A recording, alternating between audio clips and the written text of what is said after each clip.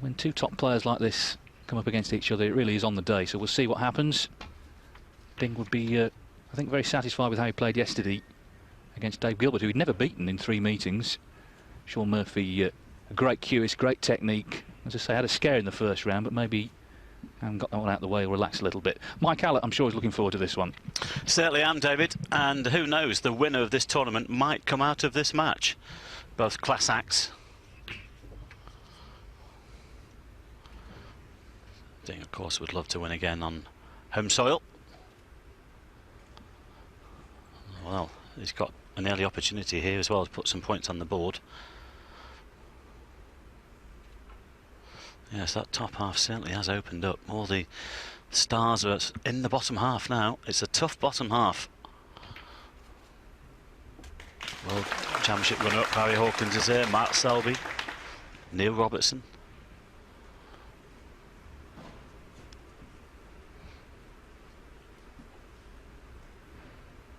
But if you're going to win a tournament, you've got to beat them all at some stage, whether it be in the first round or in the final. Now, has he come far enough? Well, he's okay. Could have done with another 2 or 3 inches on the white there. You'd like the one that's just nearer the pack rather than the one above the black. Well, he might be able to just kick this in with a little bit of side. Doesn't like it. If he's not sure, should play the one that's guaranteed. Well, he's decided to take the straighter one.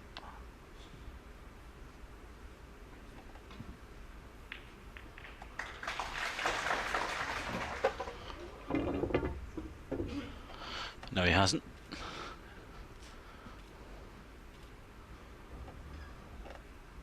Well, he's going to have another look.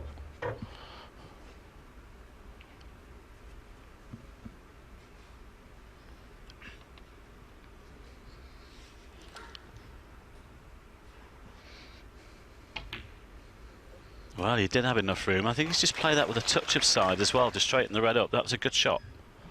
Get this one out the way that's behind the black spot. He's decided to play on the other one actually, but this is a good early chance here for Ding Junhui in this opening frame. Best of 9, of course, as always. An interval after the first 4 frames, and you're always looking to get off to a good start. This could turn out to be a classic between these two. Who knows? We might need all 9 frames. Well, if it's anything like the Martin Gould-Michael Holt match earlier on, then we're in for a real thrill, because that was a real nerve jangler in the end. Holt won 5-4 on the pink.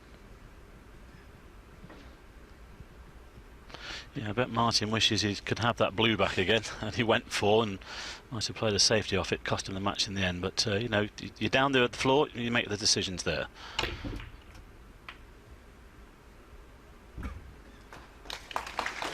Not bad. Well, look at that. Absolutely packed here.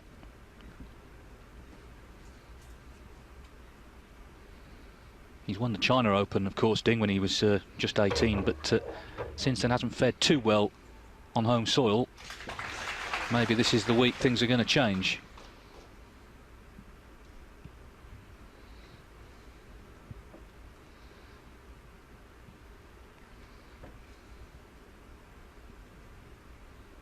Well, as I said, not an easy path to the final, but you know, these lads, when they play each other, the top stars play each other, they tend to bring each other along, and they have to produce their best.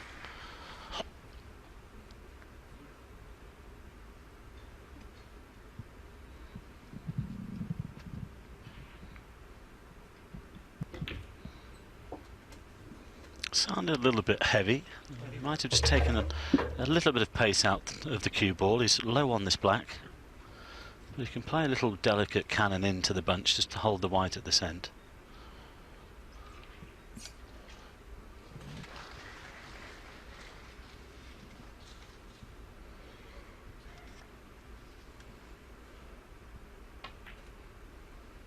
He's played the half stun shot and he's played it well for the right hand red.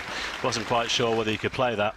He's a great break builder, this lad. He's had 311 centuries to his career. Well, yes, I mean, he's 5th on the all-time list. It's only Hendry O'Sullivan, John Higgins and Steve Davies ahead of him, and he's only 26 years of age, so he's going to have a lot more.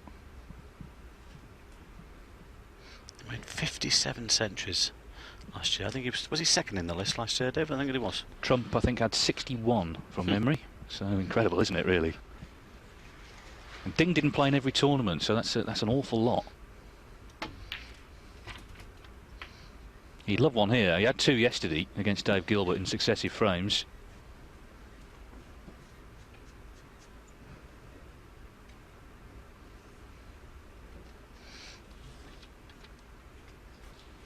Shaun Murphy actually started his first round with a century. The wheels came off a little in the middle, but he, as I say, did scrape through. That was on Monday, so he's had a couple of days just kicking his heels before this match. He's got to be careful here.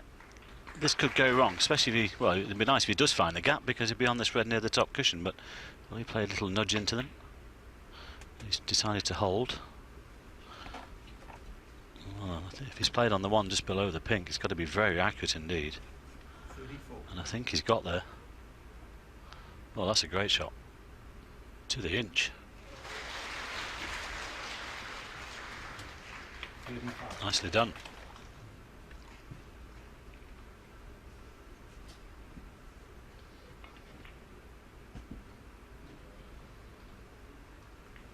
Started playing when he was just 10, and his first ranking event was here in Shanghai. It was the 2002 China Open. He was only 14. He was put in as a wild card. Played Mark Selby. Took 2 frames off him. It's hard to predict exactly what was going to happen, but well, we've seen what's happened. He's become one of the greats. Yeah, there were signs there then, David, wasn't there? I thought, 2 or 3 years down the road, and it proved to be the case. He's missed them. Well, he'll be so disappointed with that shot, because it was a fairly big target. 42. End of break, I'm afraid.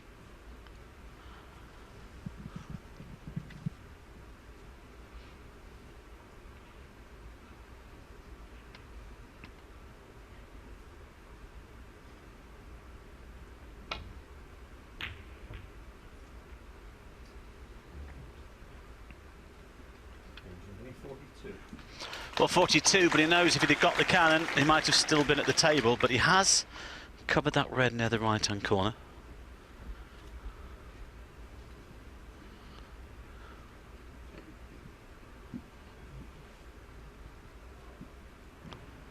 Let's have a look at what Hawkeye sees. Well, nothing on that side, but yes, the red on the right-hand side is on, but that could be all or nothing. Well, it was all. And he's on the yellow. Great pot. He can take the brown as well. In some ways, he was slightly forced into that, and it does focus the mind.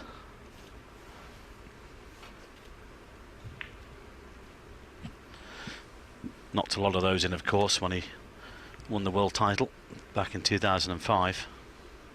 A very high percentage of those sort of pots went in.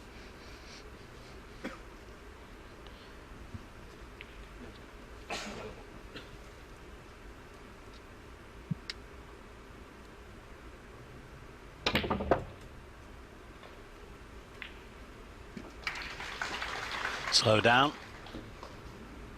Well, oh, and now then, has he found the gap?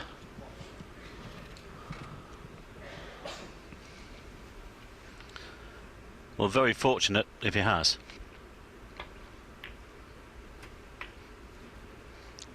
Well, I guess you'd take it while it's there, because it won't be there the whole match. You can be sure of that.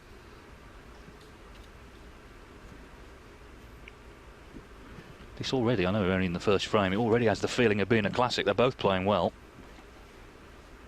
Both bang up for it, and of course the atmosphere is going to help. Most of them, of course, for Ding, but just the fact there's a large crowd here all adds to it. Well, again, he's kind of lost his way. Well, he's on the straight red, and he can hold for the black. Don't know whether you can see the other one, actually. Enough of the other one to pot it, possibly. You can hold the white there, though.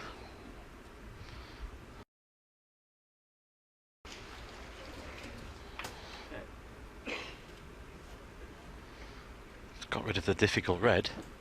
And these are always a little bit awkward. You can so often hit the near knuckle and they wobble because your vision is going away from the pocket slightly. Expect him to get this though.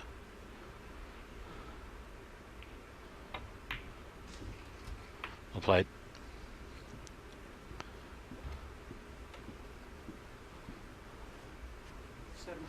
Well, it was Ding that was in first, broke down on 42 when he missed the cannon into the bunch.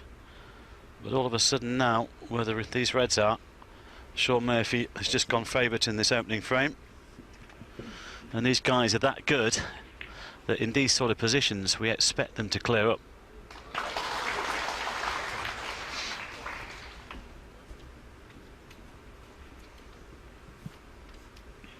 Yes, if Ding had got that cannon, probably would have been a century frame over, but Murphy knocked in a cracking red.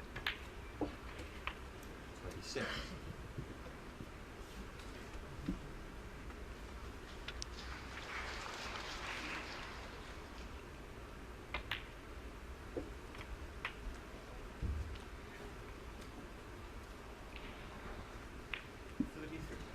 Well, apart from a couple of safety shots, this frame could be over in 2 visits. Scoring visits anyway.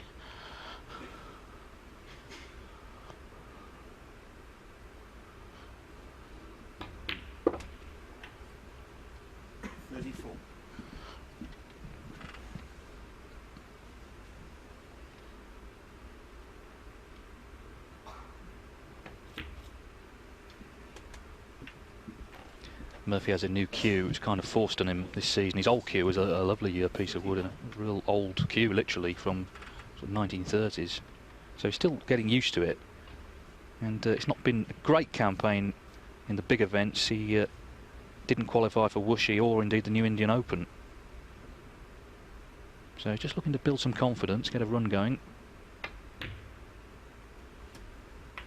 40. Well, he's lost the white there a little. He might turn his attentions to the blue into the corner. I think that would be a better shot. Stun down for these reds.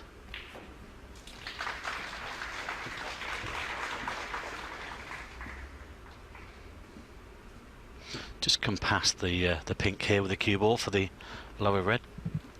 This to put him his nose in front then.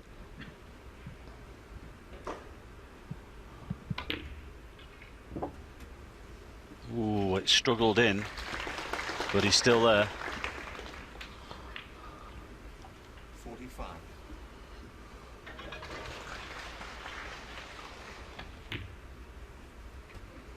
46. Well, as you can see, another difficult ball on the table here, so it's all about down to Shaun really keeping that cue ball under control. And as David has just mentioned, we know that both these players are cueing well. We don't think either of them will need a lot of chances here in this match. You wouldn't expect so anyway. A touch more would have been nice. Can he hold the white there on yellow? Yes, well played. So it's yellow, green and brown, and this would be 59. a really good way to win the frame, because Ding was in, looking good. Murphy knocked in a long red, and looks like he's going to win the frame off it. Well, if this is sign of things to come, David, we're in for a treat.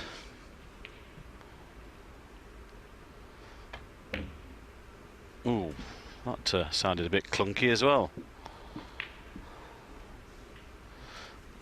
Just the brown needed then. This has been a great response here from Shaun Murphy. I mean, that opening red was superb. And so has the rest. Yes, this is a tough match for both of them. This could easily have been the final if the draw had worked out differently. In fact, it's only a second round match. They know they've got to play well, and Shaun Murphy has done here. Just that one mistake from Ding. He didn't get the cannon to the pack of reds. Left Murphy a long one. He knocked it in, and he's cleared up.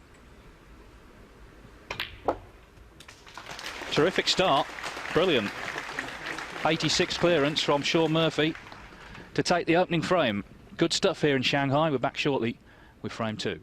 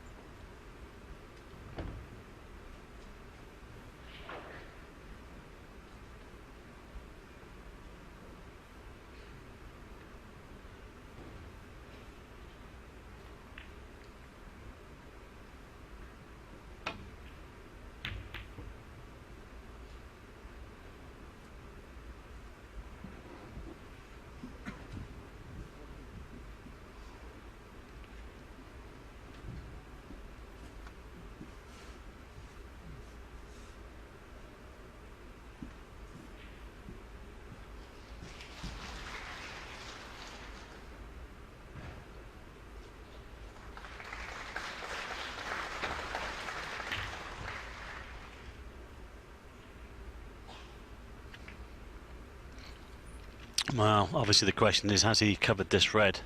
You're always looking to avoid those bulk colours when you're playing those shots. It's not quite on the diagonal. I'm not sure whether Ding can get to the potting angle. You can obviously have a go at the left-hand one.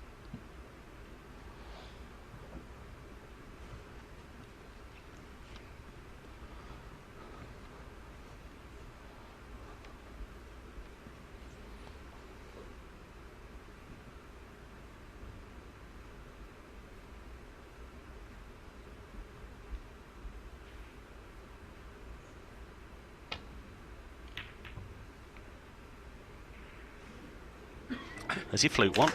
Oh, he has. Well, that's a bonus. And he's on the green. Well, he couldn't see the initial red he was looking at over the corner, but he's found one there. He just put the hand up to apologise to Shaun Murphy, but you know, Shaun Murphy got away with a positional shot during his break and that clearance in the opening frame, so things can even themselves out after a while and take full advantage.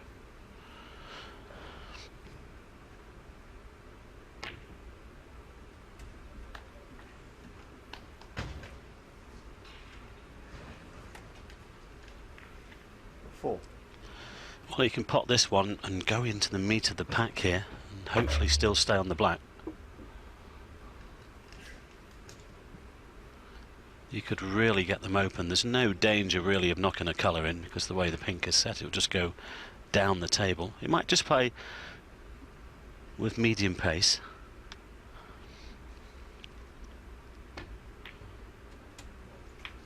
It's missed them all together. That needs to slow down a little bit. It's okay. There's 3 or 4 reds in the open here.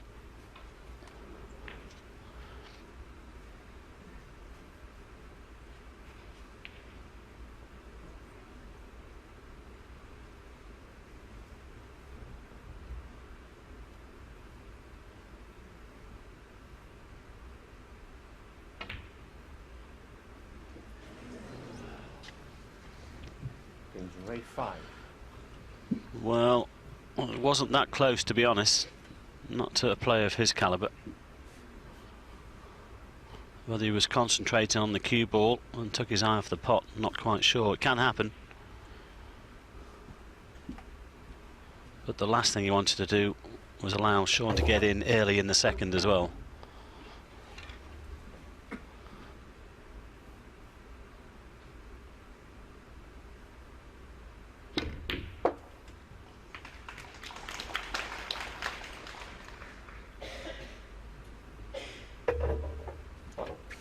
Two straight on the green. I think the blue might go, but he has the brown anyway.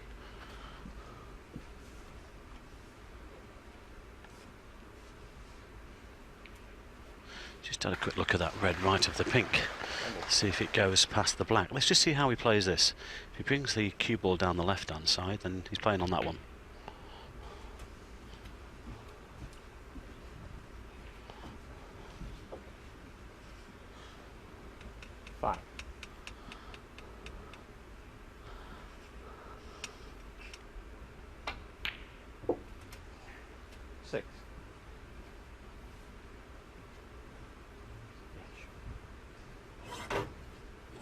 Paul Collier is the referee.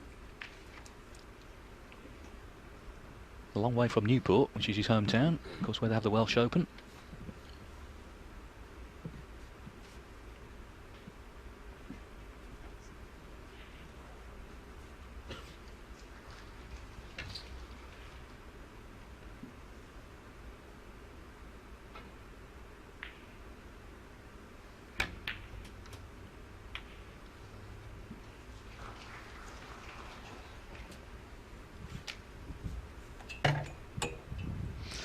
Just got a little bit near to that side cushion with a cue ball, but it should be okay. 13.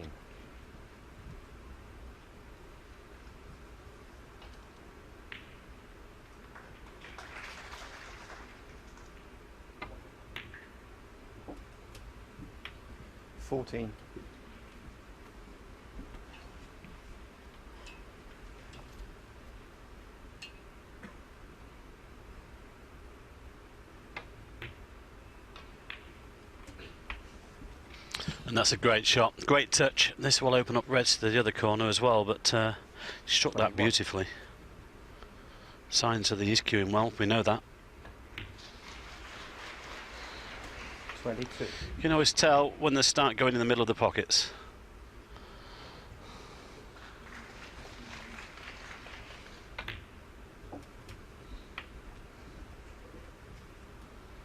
I think he might actually just have to leave himself an angle on the 29. black with this next pot on the red, just to cannon 1 and 2 out. Don't know whether that red will pass the other to the left corner. We shall see in a minute.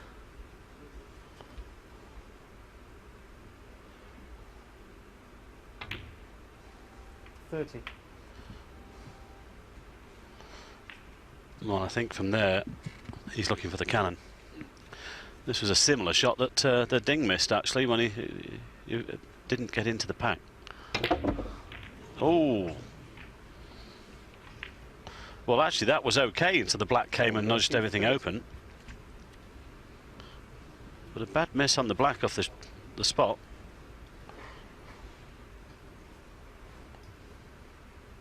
Just there, it was fairly safe till that last cannon.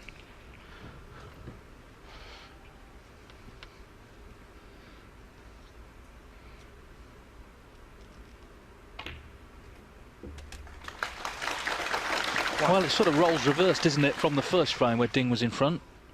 Murphy cleared up. Can Ding return the favour here?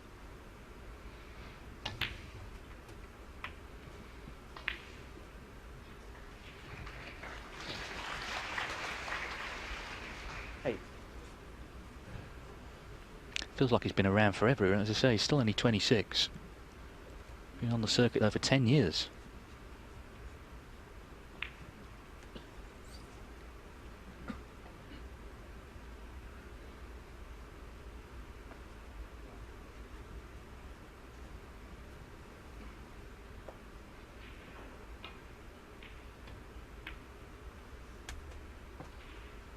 Nine.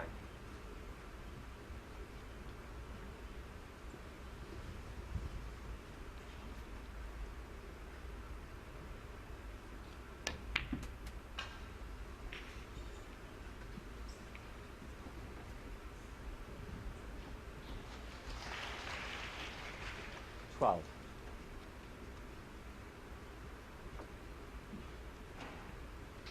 Just had a quick look at the red left of the pink here. He can get his hand on the table with this red. I think he's trying to screw back off the pack for the blue.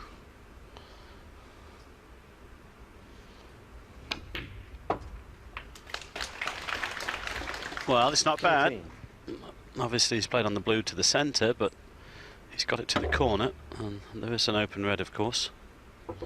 Didn't quite get as much backspin on that as intended.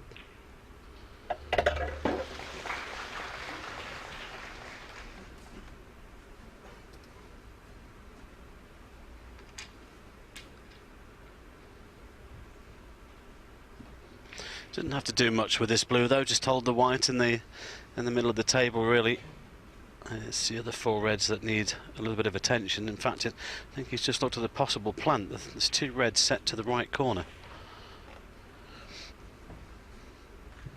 And that would be a bonus if they're lined up.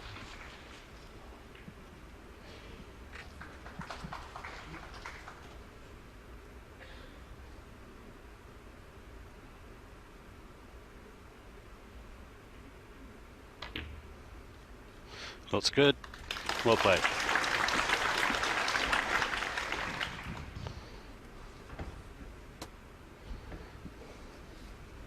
$18. Now then, are these 2 reds a plant?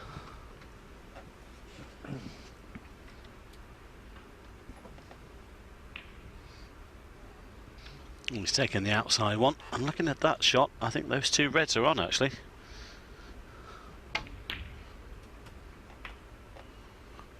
$19. He does have the angle to go into them if he wishes. He could play this at medium pace and push one towards that right corner. Might just drop this in actually. The yellow is the option.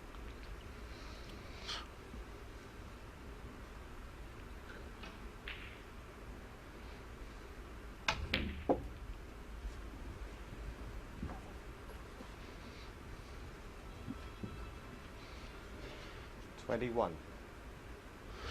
Well, this could be the key shot now. This will certainly open up the four reds. Dead set.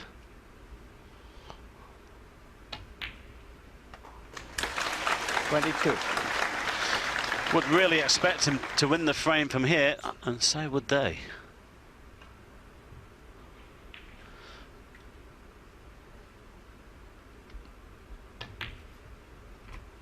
Well, what we're seeing already in this match is how at this level just one mistake can be really costly. Ding made one in the first frame, lost the frame. 29. Murphy's made one in this frame, and it's starting to look like it's going to cost him. High quality all the way. 30. Yes, it was kind of opposites. Ding missed the cannon to the reds. Murphy got it, but he missed the black in getting it and left a red on from it.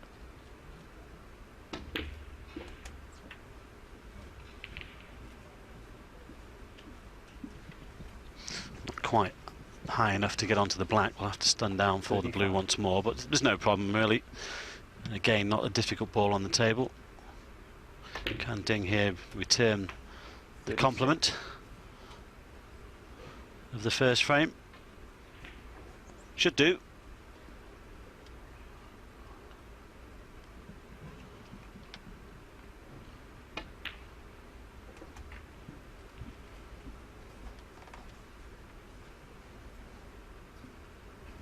$41.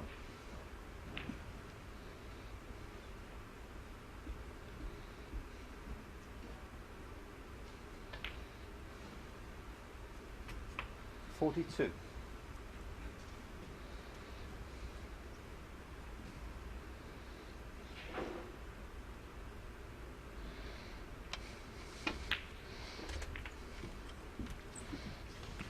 So he leads by 22, so he's going to need yellow and green. 47. 49.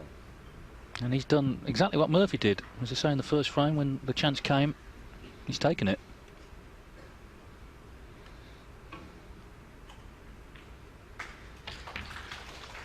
So it's game on. 52.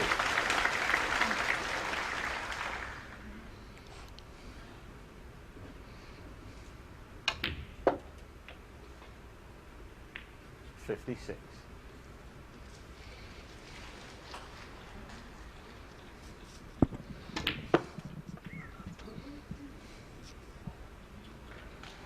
$61.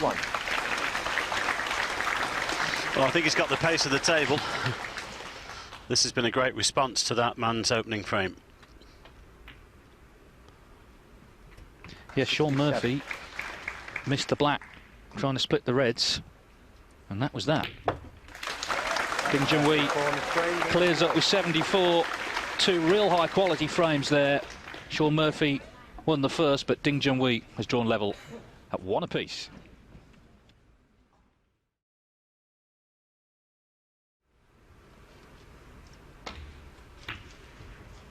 Four tables here. I can tell you Mark Selby, former champion here, is one apiece with Robert Milkins. Barry Hawkins is 2-0 up on Ryan Day. Still in the first frame on the other televised table. Neil Robertson and Mark King will be with them later on. Although I can tell you they had a problem with one of the pockets, one of the middle pockets. Mark King potted a blue, not at great speed, and it came out again.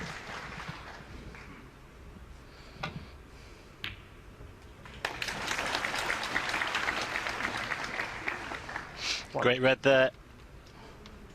That's unlucky, but I think we know what's coming. Well, nothing wrong with this pocket and nothing wrong with his long potting. Four great matches on show in this session, David, isn't there? You know, I mean, Robert Milkins is playing well. He could, there could be a shock over there against Mark Selby. Who knows? I just think it's so hard to pick a winner of tournaments, pick a winner of matches even these days. You know, you look at the top half, it's kind of surprising lineup, but in some ways not that surprising. We know how well Mark Davies has played of late, and all these players now, they fancy their chances. They're playing so much snooker, they're all getting into form and getting good results under their belt. They fancy their chances when they come to these venues.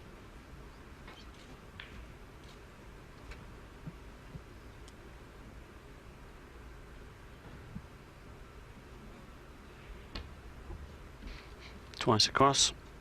I think has he caught the pink? Foul. Well, The miss. Shaun Murphy. The miss has been called, but there's no way Shaun will take it. There's a couple of reds on here.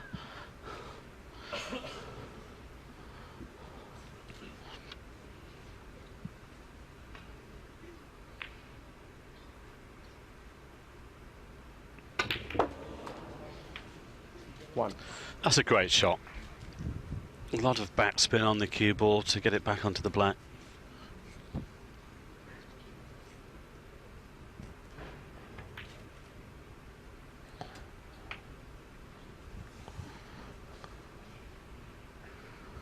He's so aggressive as well at times, Shaun Murphy, David, isn't like all these top stars are really. They want to get in and try and win the frame in one visit if they can. They want the reds open as fast as possible. Yes, it's always been his great strength when he has gone on the attack. Certainly did that when he won the World Championship.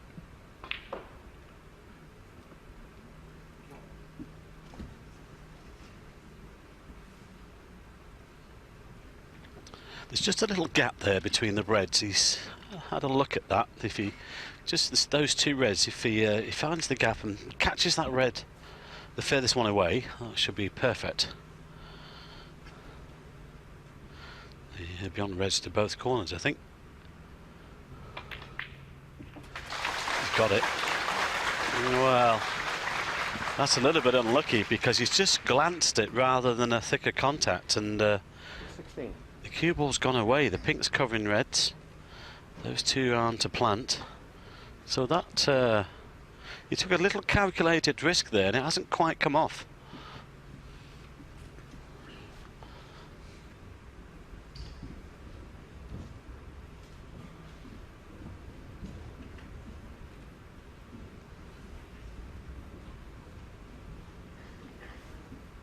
There's still pots on, but neither are difficult, or easy I should say.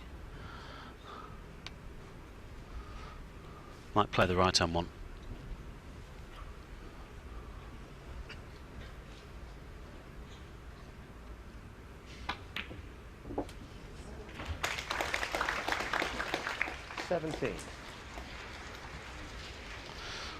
That's a great recovery.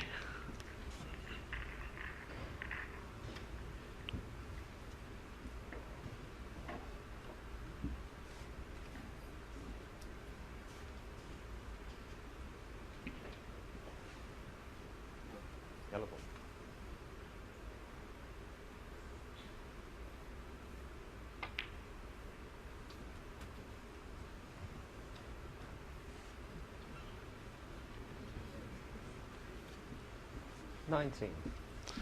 Well, he's not making life easy for himself, but I think this red goes, although he will be queuing over other reds.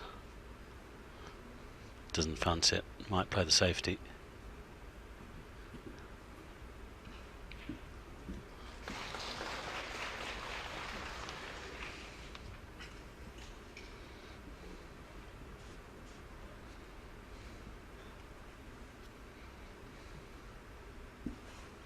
Well, he's having another look at it.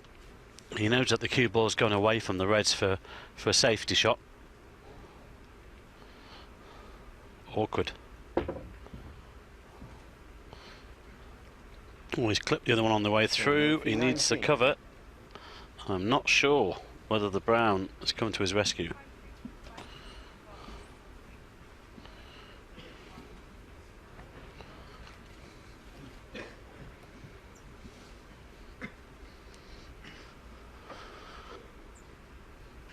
Well, it hasn't. So that's a loose one there from Shaun Murphy. And we're seeing the quality of these two players so far.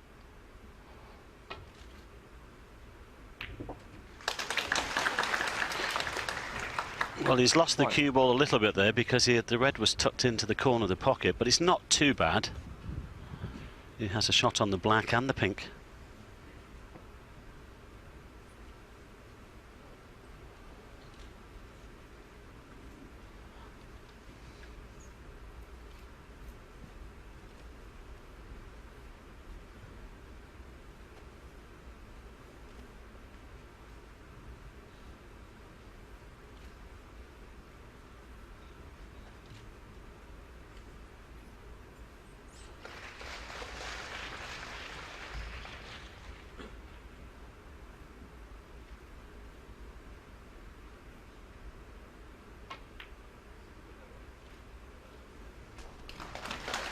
Well, he's played that beautifully, nicely held for the red. I think this might go behind the pack actually if it doesn't go onto the brown spot. Lovely touch there.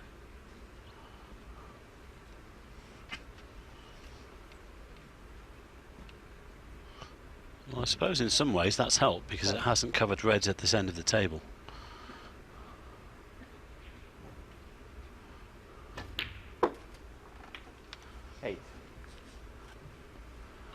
Well, another great scoring opportunity here. Another good chance to put a frame on the board.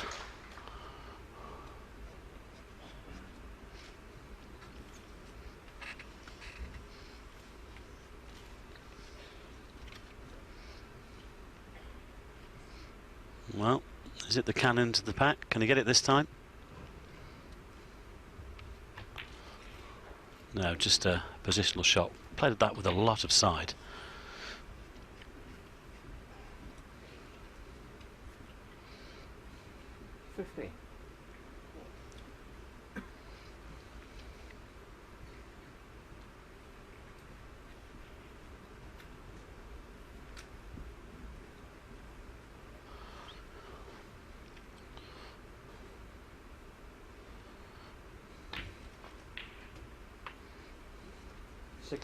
Well, what we've seen so far, David, frame over, perhaps?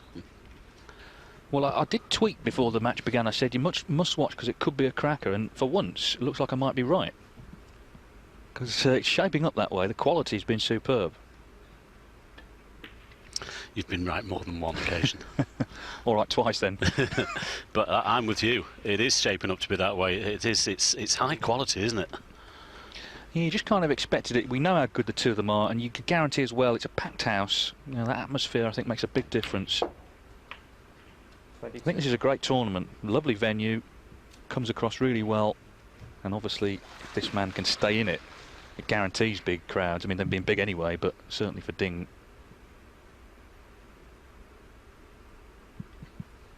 Bit of a coconut shine going on there with his reds into this corner.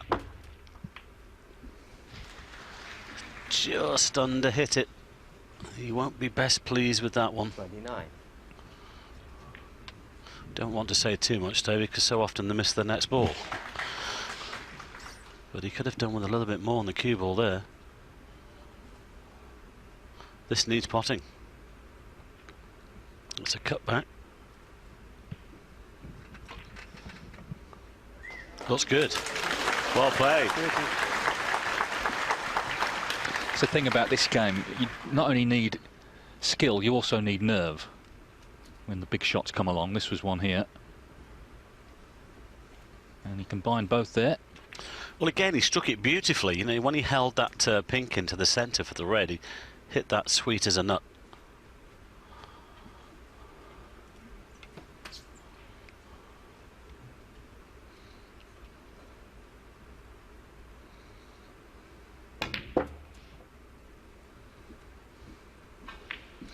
Keep going. It needs to keep going for that bottom red. I don't think he's got there. 33. Unless that red goes through the gap, which would be unbelievable because I don't think he's looked at that. Well, this is a massive bonus. Well, I don't think he's played on that one. But he'll take it. Yes, that's the third thing you need. I mentioned skill and nerve. You also at times need a bit of luck as well.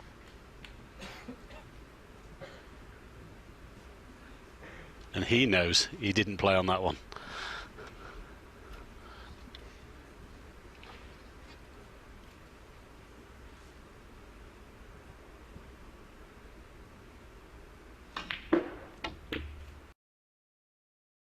I think. Yep. Sounded heavy, didn't it? 39. He's still on the bottom red though.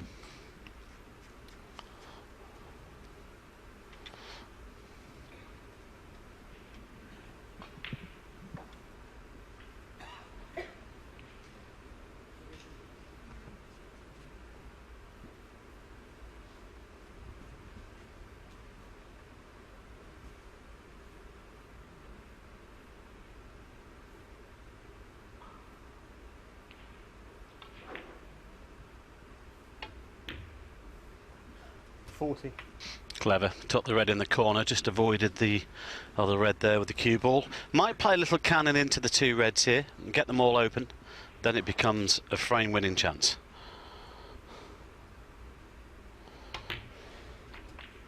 Well played. Perfect. Very noticeable of the tempo of these two boys around the table. You saw Ding 47. just go back to the chair there, wipe his hands down, whatever, give himself a little bit more thinking time while he was having that cue ball cleaned. And now this is a great chance to make it 2-1 for him. This is great quality from these two lads.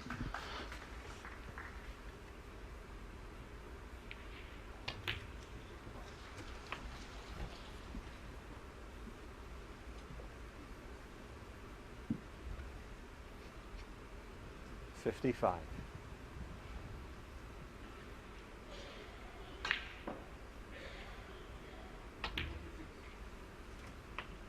56.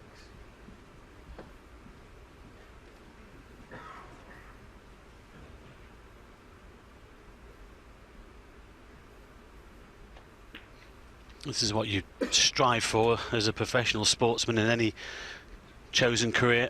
You're trying to play your best 61. at all times, to striving to get near perfection if you can. These two lads are certainly not missing much. And that was frame ball. This to really make sure.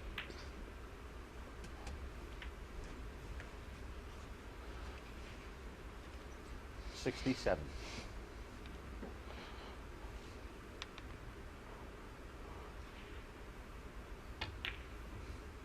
Well, he's missed that one. Now then, I think Shaun will come back here. Weighs 67. Yes, as long as the red's on, of course, there's a chance. He needs two snookers to tie. Murphy just doing the maths, as I say, two snookers to tie, but there's always a chance of the free ball. So Ding could have done with potting that. It was a good 67, but frame not necessarily over yet.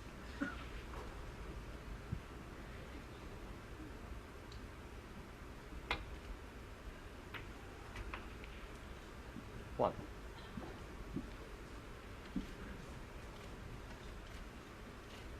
Make sure of the black, because the pink and brown are in great position to lay snookers.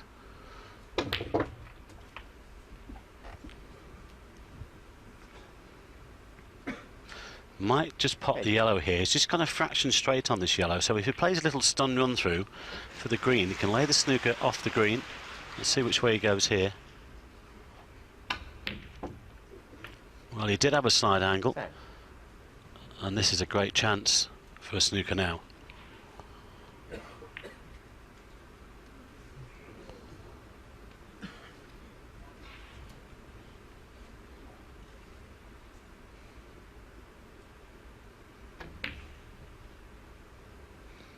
Just caught the wrong side of it.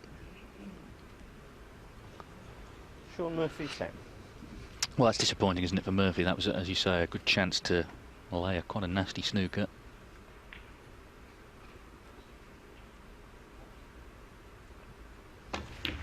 And Ding's knocked it in. It's a great pot. 3. I'm sure Murphy will feel, though, he shouldn't have seen it. Well, he won't be back at the table now. There'll be a concession after this shot.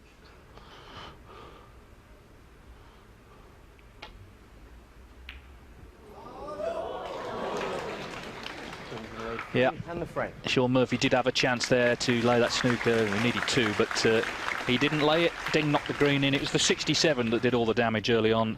And so, for the first time in the match, Ding Junhui is in front. He leads 2-1.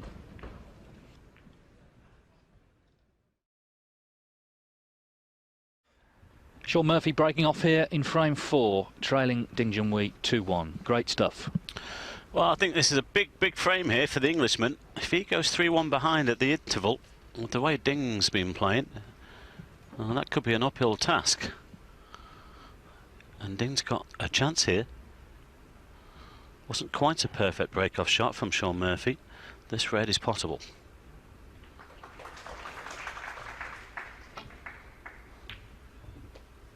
Oh, how close was that? Now then, where's the white going to finish? He's left it on. Sometimes, you know, with these pockets, you get too close, and they stick. Well, it had to think about it, didn't it? You can never get too close, but you know what I mean. Fancy this to go in.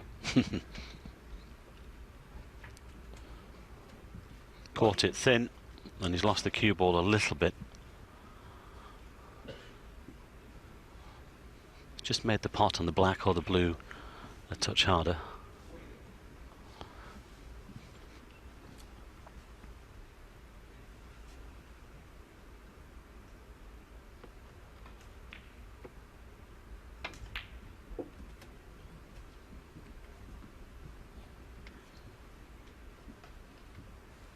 Well, they've not hung around, but I can tell you Mark Selby and Robert Milkins are already at the interval. It's 2-2.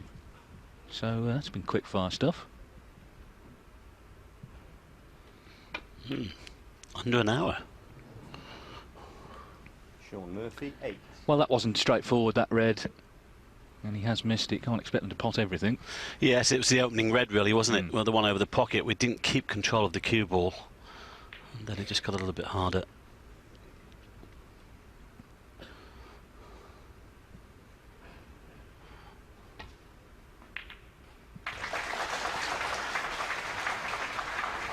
This looks pretty useful as well. That's a great shot. It's got Shaun snookered on all of the reds, I think, just about. I don't know if you can see the edge of them. I saw the cue ball just move there as it just came to rest. So whether it caught some little bit of grit on the cloth, I don't know.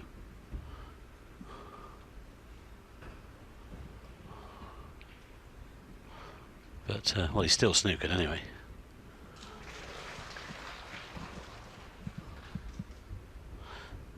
Good angle, good pace. That would help if it's a touching ball. No.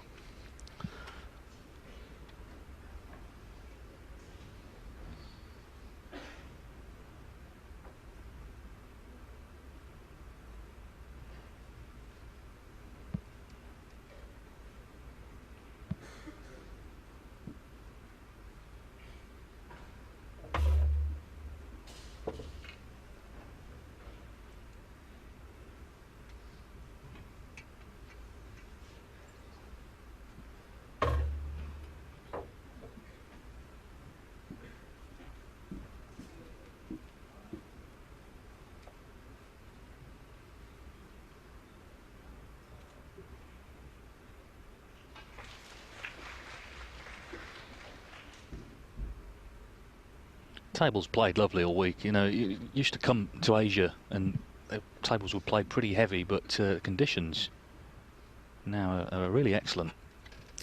All the equipment's moved on, David, hasn't it? You know, with the under-table heaters now. It used to be like the pipes actually under the table. They've got pads now on the slates. Keeps it at a constant temperature. I thought the tables in Thailand played well, actually, considering it was a different company, of course, but they played pretty well. Slightly heavier cloth than they use in these sort of events, but they did play well. But these star tables, these are the contracted tables for the main tour events. And the cloth is beautiful.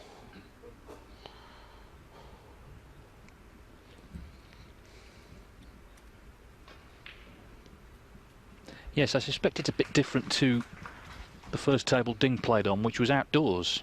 There was a table basically outside his house that his father and his friends used to play on, and that's where Ding discovered the game. Can't say how level that table was.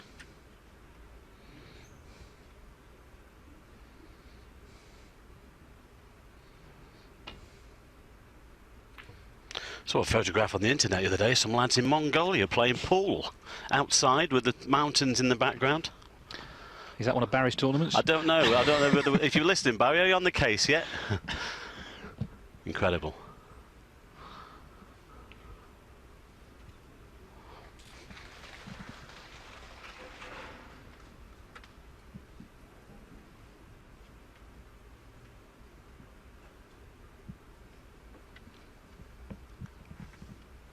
Well, it looks like he can get through to this one.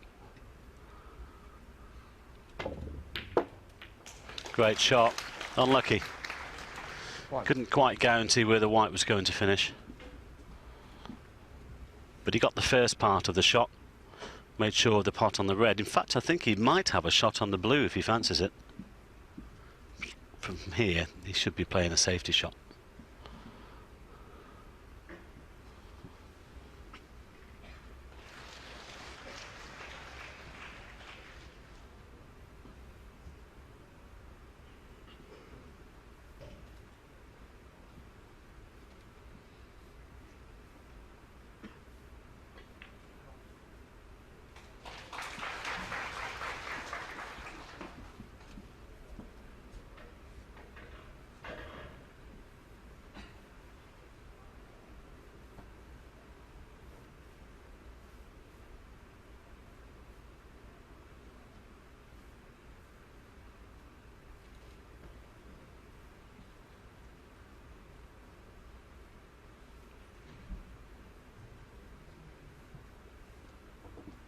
Well, he can see the blue, he can see some of the yellow as well.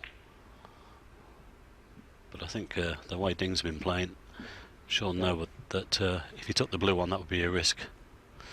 He's nominated the yellow.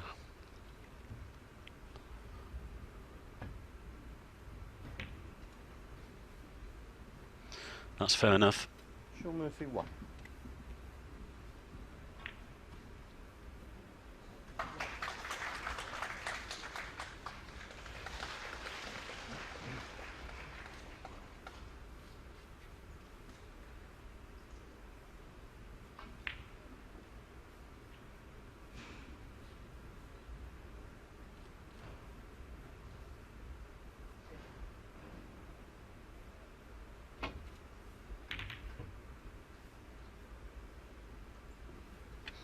This looks good as well. This looks very good. What a great shot that is. He's used the opportunity of the brown and the yellow to cover everything.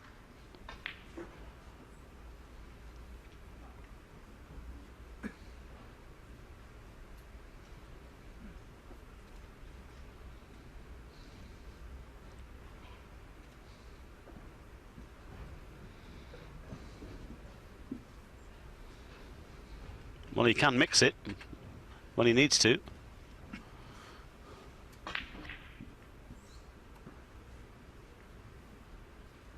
Yes, well, he's practiced a fair bit with Peter Ebdon, so that's a bit of an education in the tactical side.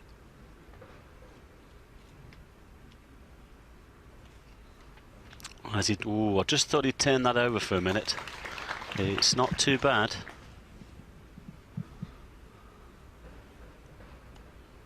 Someone else who's practiced with Ebdon is Kyron Wilson, who's having a great run. He's in a quarter-final, first time at a major venue. Beat Marco Fu, of course, who won in Australia. And we'll play Michael Holt tomorrow. What a week he's having. Yeah, Stuart Bingham, he disposed of in the previous round, so 2 good wins there.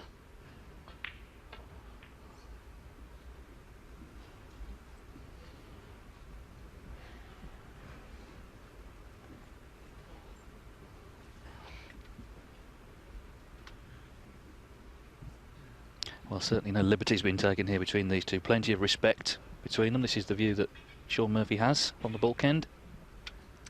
It's not very inviting, is it?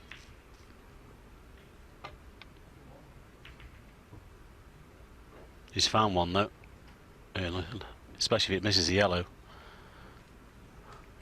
Well, okay, he's left a couple of tempters on here, but I think Shaun will be reasonably happy to get the cue ball there from the position he was in. Ding's having a quick look at this red on the right hand side. It would be some shot to get onto a colour though, because the pink and black are no good to him. He might have a slight angle to try and get back for the blue.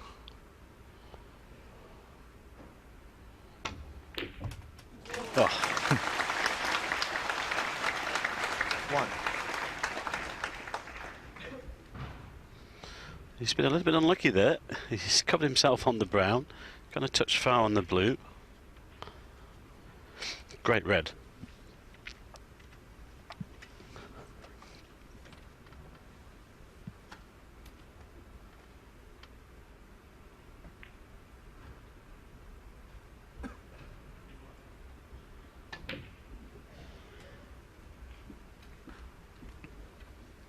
Slow down. Well, actually it's not finished too bad. I think he's played on the red to the corner, but he'll take that. He can stun down for the blue.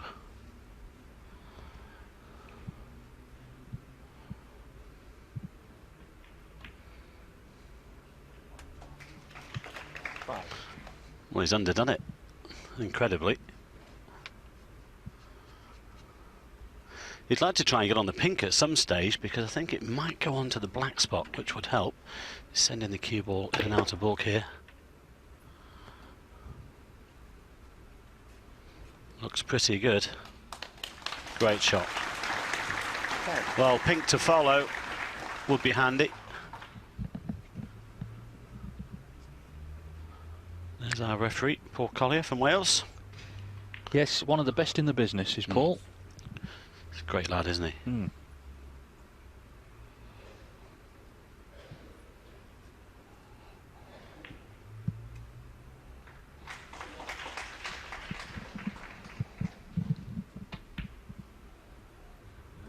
Oh, ding. He's concentrated that much on holding the white for the pink, he's taken his eye off the pot.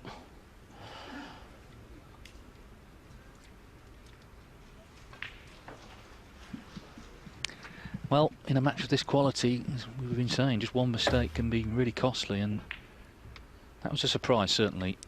It seems that he's got away with it, though.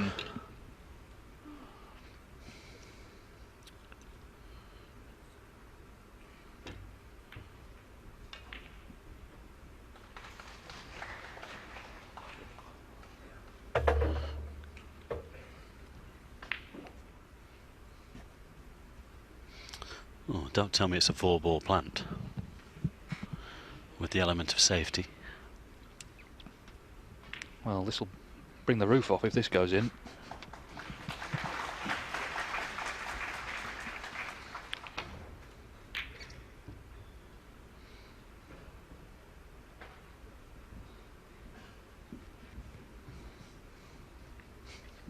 Well, he might not have lost the frame off that misread, but he'll still be annoyed, I'm sure, with a little lapse of concentration. Yes, and especially if Shaun knocks this red in near the blue and stuns down for the black.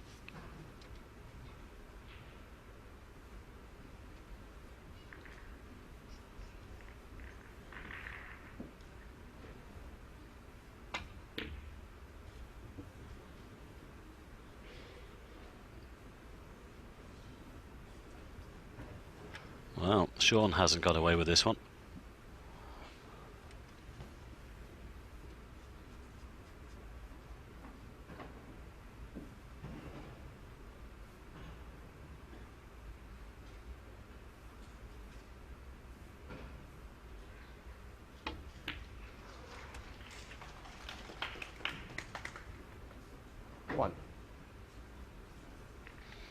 Well, he's got a shot on the brown. Yeah,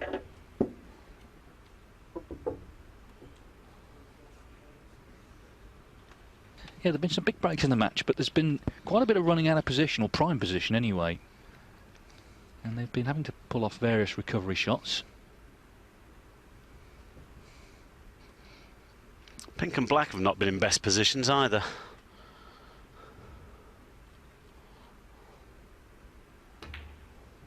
Let's not forget that this is the frame that Ding wants to try and win to lead 3-1 at the interval. That would be a little bit of food for thought for the Englishman.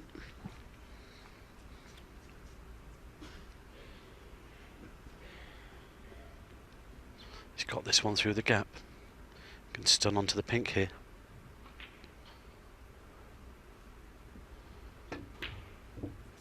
Oh dear me. That's two unbelievable misses, considering what we've seen before. Yes, it may be possibly a factor. They both, as you said, how important the frame was, and then both may be feeling that. You know, it's 2-2 or it's 3-1. It's a big difference when you're going off to the dressing room, and could be a factor at play. But that's what makes snooker so interesting. It's the unexpected. We saw that in that decider with Gould and Holt. All sorts was happening there, flukes and what have you. Very exciting.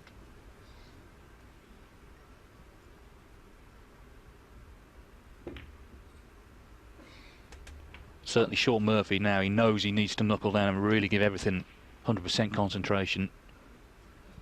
Well, obviously there's no way he expected this chance. Well, pink will go on to the black spot, I think.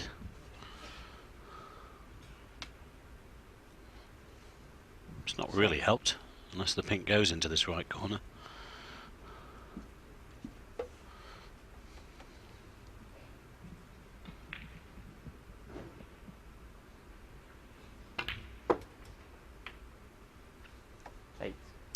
Got some action into the white there. And this is awkward because I think if he plays this at medium pace, the white's travelling towards this corner pocket. You might have to just drop this blue in.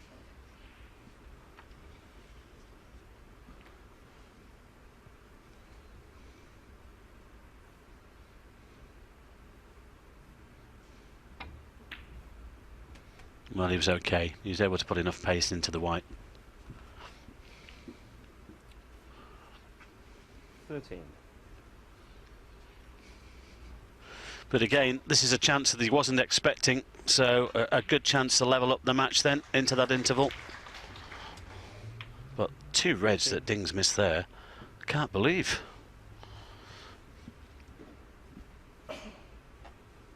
Yeah, the first one looked like lack of concentration. The second one, he just missed it for whatever reason, and well, he's got to wait it out in his seat.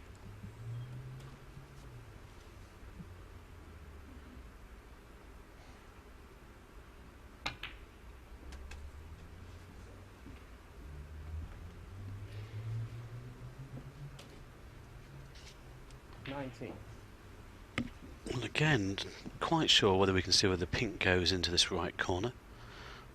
He's got the angle to play the cannon into the red here. Well played. 20. That's better now. Pink goes back onto its own spot. Now it's a great chance to make it 2 apiece. And the black has been out of commission all of the frame. Or would be actually if he clears from here.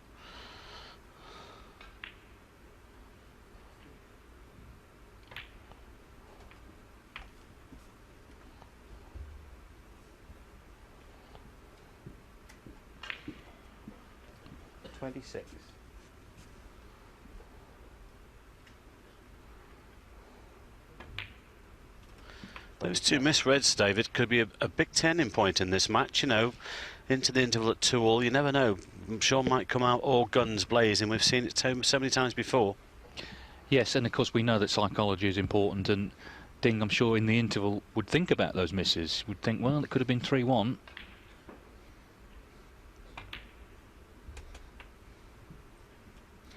Now then, he's run out of position again here, but does he have the one to the centre? 33.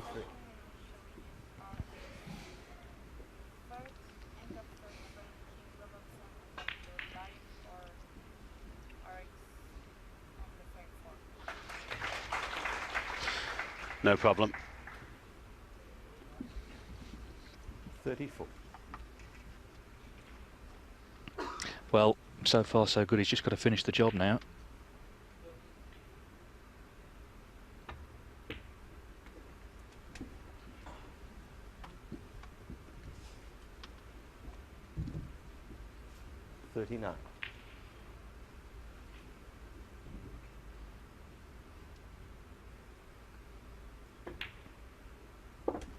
Two great players here, 10 ranking titles between them.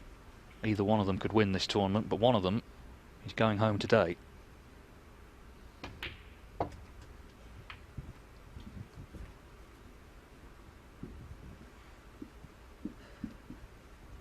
$46.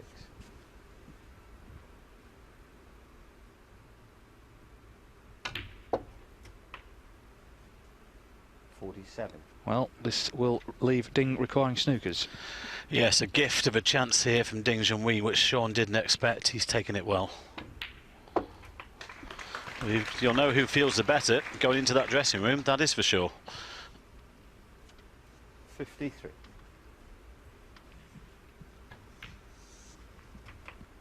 54.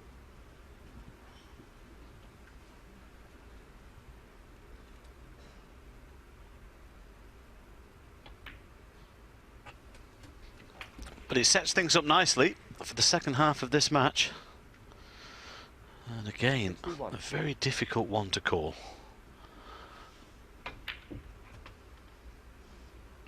62.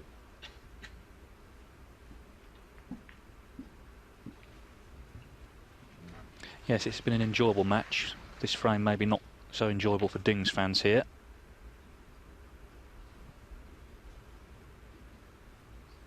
Not going to get there, is it? Shaun Murphy 62 and the frame. But he's done enough. 62. So Ding, he was punished for that unexpected miss. There were a couple in the frame. The second one proved costly. Shaun Murphy, I'm sure, very satisfied to get that frame on the board. So it's set up nicely for when they return.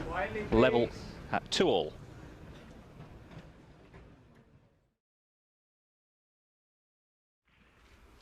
We're back live now with Shaun Murphy and Ding Junhui. It was 2-2 at the interval. Ding made 84 to win the fifth frame. He was just nicely in this sixth frame. Missed a red. I think we would expect him to pot, certainly on 22. And Murphy, as you can see, is now at the table. Been a high quality match. Ding's had breaks of 74, 67 and that 84. Murphy's had an 86 and a 62. He'd like another big break here to stay in touch.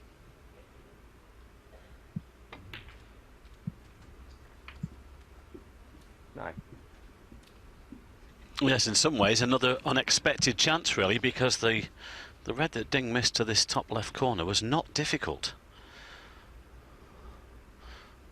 Although Ding leads 3-2, there's been one or two lapses of concentration. There was one of the frames, I think it was the fourth, there were two glaring misses on reds. 16. But he has got his nose in front. But really these should have been his. 17.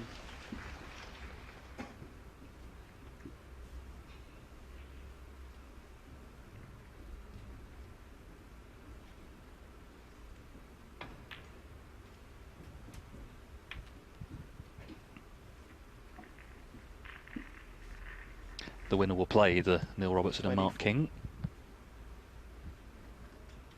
It's a strong bottom half, David, isn't it? I mean, there's one or two gone by the wayside in the top half. Fair enough, Mark Davis would probably be favourite there now. Young Kieran Wilson is there, he's done well, but the bottom half is very strong indeed. And as we mentioned at the top of our show, perhaps the winner might come from one of these two.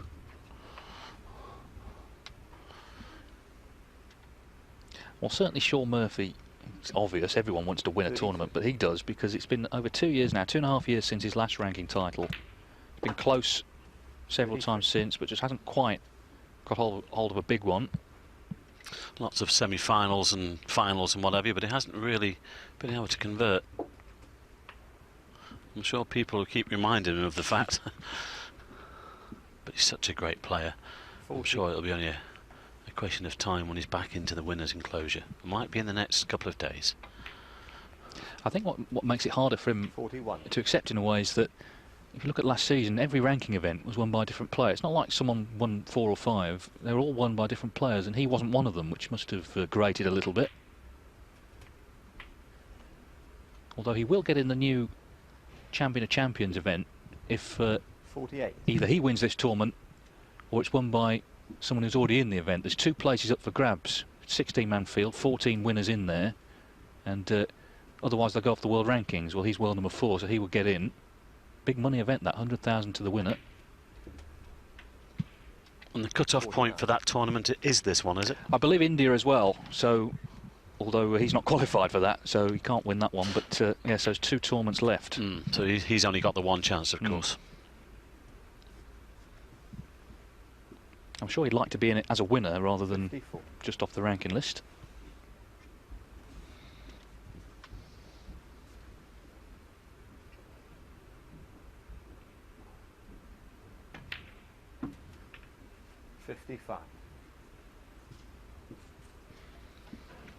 Meanwhile, concentrating on things ahead, looking to make it 3 apiece here.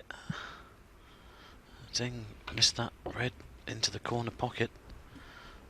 And as always, you're sometimes having to sit them out. 58. Oh, look at that. To the inch. 59. Just nudged the 2 open, so now it is a great chance to make it 3 apiece.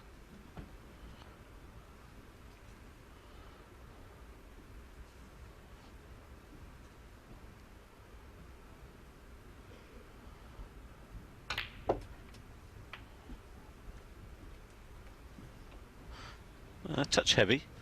66.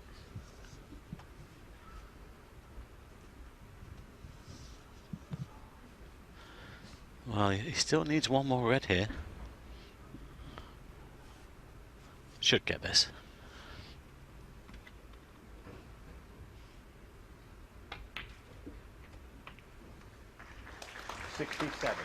Well, Ding Junhui was in, missed unexpectedly. And it's been really the pattern of the match when that's happened. The other player has punished, and that's what's happened here again. 6 frames, 6 half-century breaks.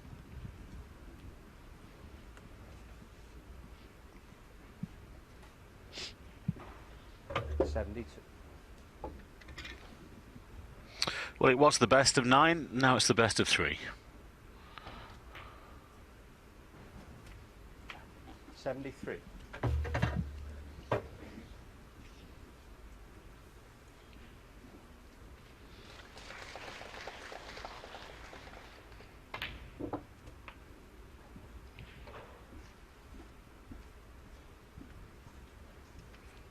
This could be unlucky. Has he got there? 80. I think so. He's already done enough, of course. 81. The century is still on. Shaun's had 272 in his career.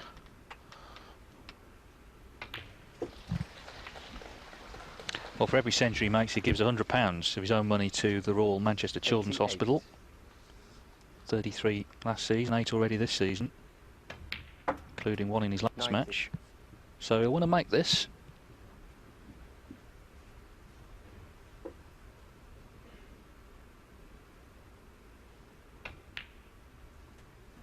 $93.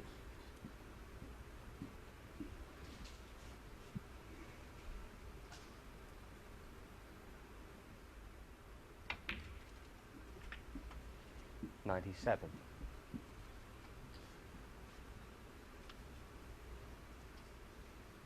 Well, he's done what he had to do, punish the error. Could have been 4-2 to Ding, but just one mistake has done it. And one good break from Shaun Murphy has done it.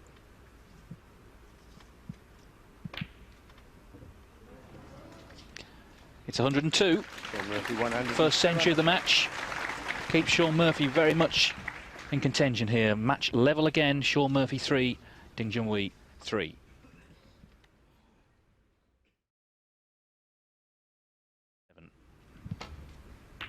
Shaun Murphy just made that century. Yeah, that was a terrific break from Shaun. He's just letting Ding that he's still around, letting him know he's still around. Just putting a few seeds of doubt into Ding's mind. And that was a glaring miss from him, which cost him that frame. I say there was a couple early on in the match as well. Can't pot everything, of course.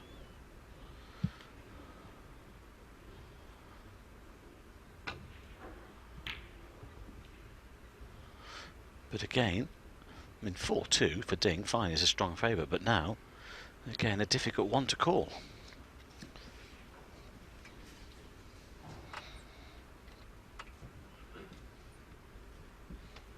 I can tell you while we've been on air, Ronnie O'Sullivan has issued a statement clarifying his tweets from earlier in the week. You probably read it all about that. He's saying he wasn't making any allegations about current matches. He was talking about incidents from years ago. So it's an apology of sorts. He says his tweets were taken out of context. They weren't really. What context were we supposed to take them in?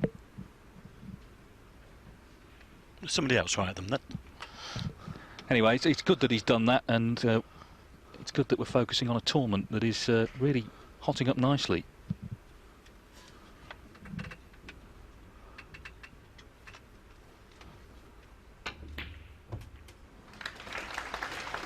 One.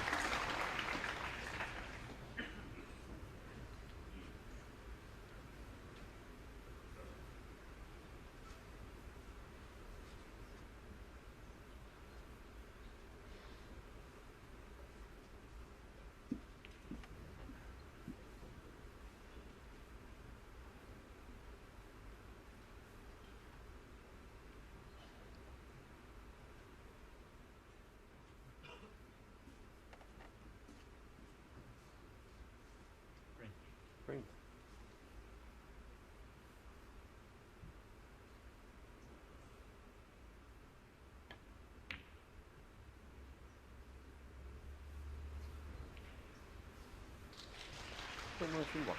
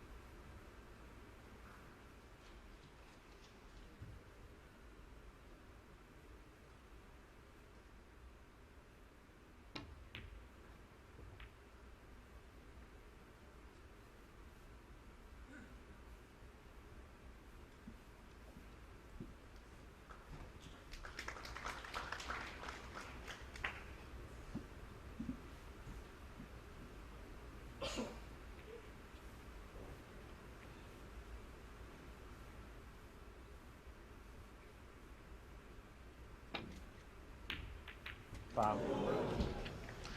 Well, there was always a chance of that, but at least it's opened up the frame. Junhui 7. He's given 7 points away, but as it happens where the white's finished, I don't think he's done too much damage. I was just about to say this could be a long frame where the black is, and well, that's been knocked in.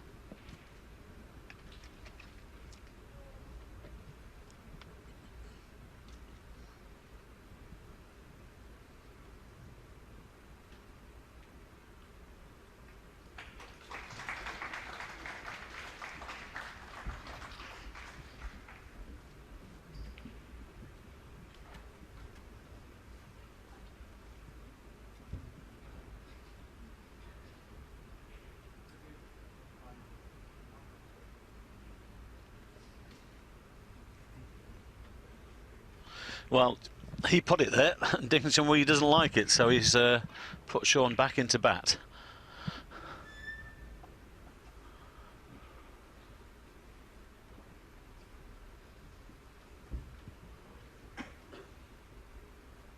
The obvious problem is not leaving that red on the left-hand corner.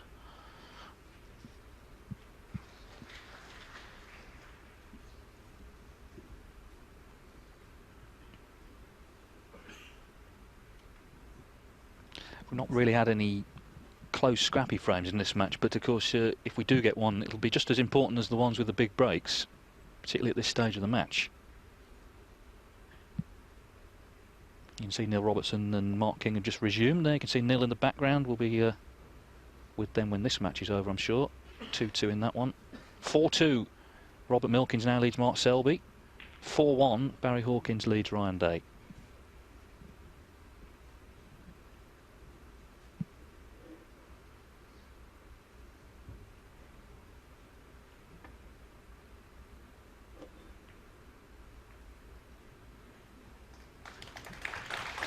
Well, it seems okay at first glance, but I think there is a red on here to the right centre pocket for Ding. That was a difficult spot, really, to get things safe.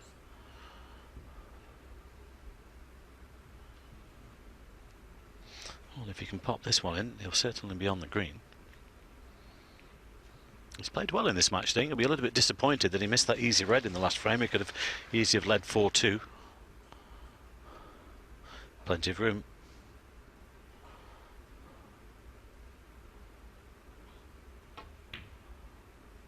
Looks good. Ooh, he's just caught the near knuckle.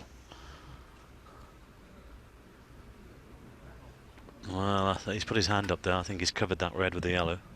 There might be another one here that cuts into this left corner though.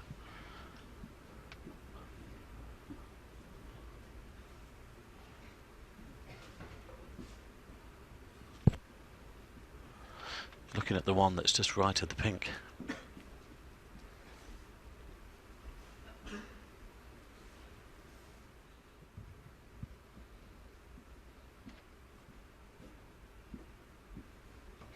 Yeah, it's a little fortunate with that one.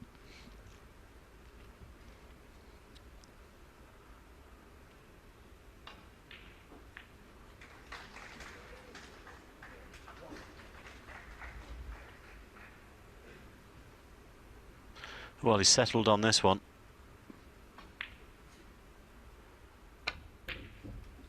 Great shot. One. Doesn't get any easier though with the white finishing there.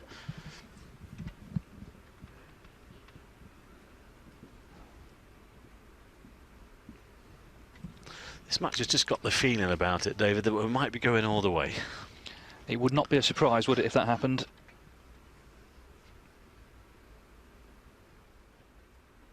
Although all the matches they played, they've only ever had two deciders. Murphy has won them both. That might be some sort of omen. One was here in China, actually. He was 8-2 down in the final of the Wuxi Classic 2010, won 9-8. Yes, and this black here is not guaranteed.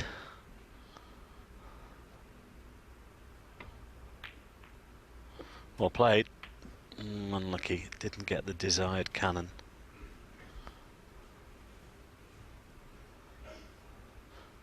There's still a possible red to the yellow pocket or one to the left middle, but again, neither are easy.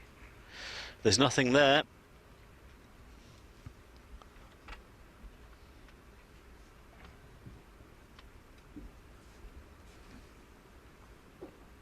This is the sort of frame where you do need your patience, and certainly Shaun Murphy's got plenty of that. Well, I think he might eventually take the one onto the yellow pocket. And he's at the table. He wants to try and win the frame at this visit if he can. He's got one to the centre, but he'll be running into other reds.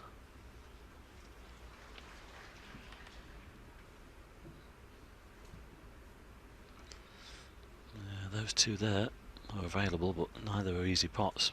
Well, he's playing the safety off the red near the brown. He's got away with that. 38.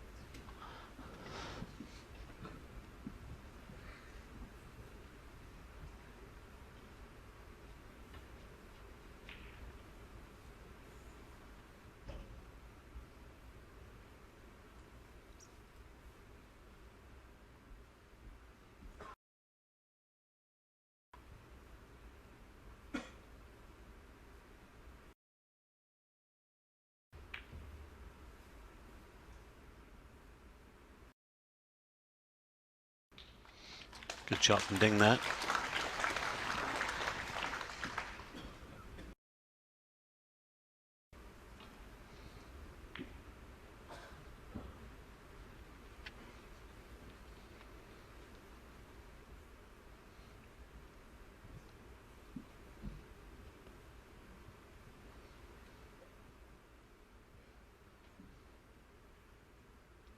Well, again, that's the non-hitting area, but you can clip off one of these.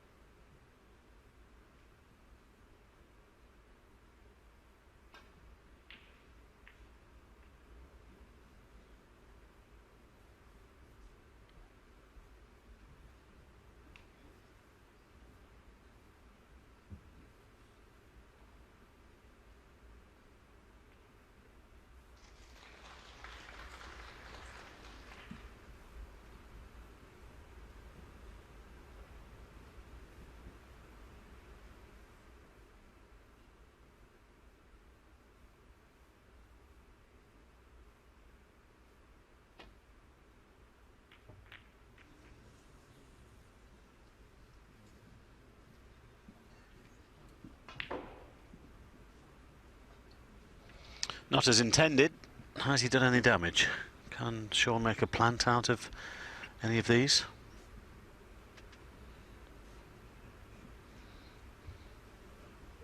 Well, yes, looking at that camera angle.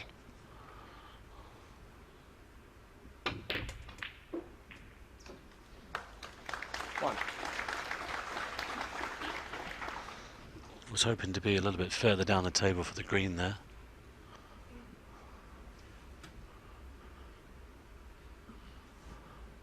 Pink's not ideal either, so I think he will take the green, but just obviously have to take the cue ball in and out of bulk.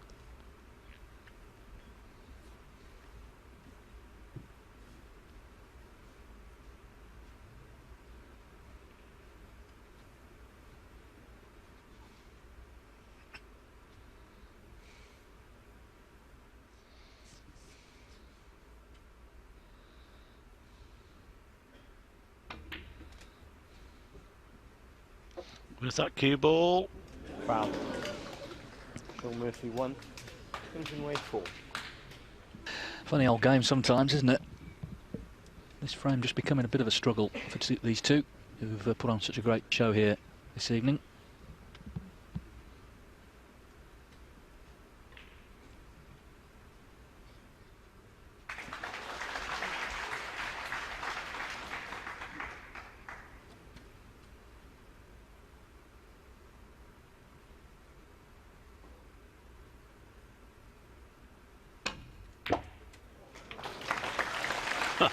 Got some action on the white there.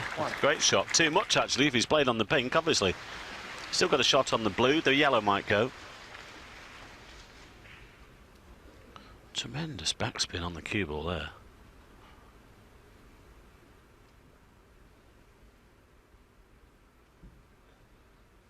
I don't think he fancied the white finishing there.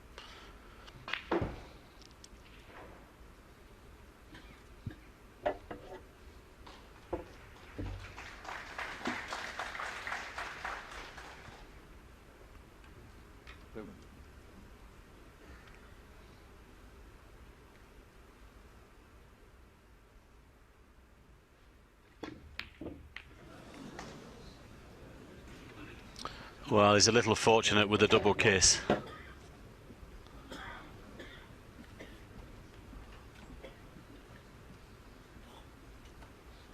I don't know whether this is a 3-ball plant.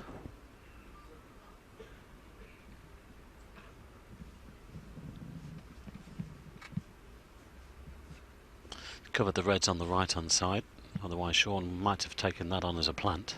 But I just wonder whether this is one set to the opposite opposite corner, I should say.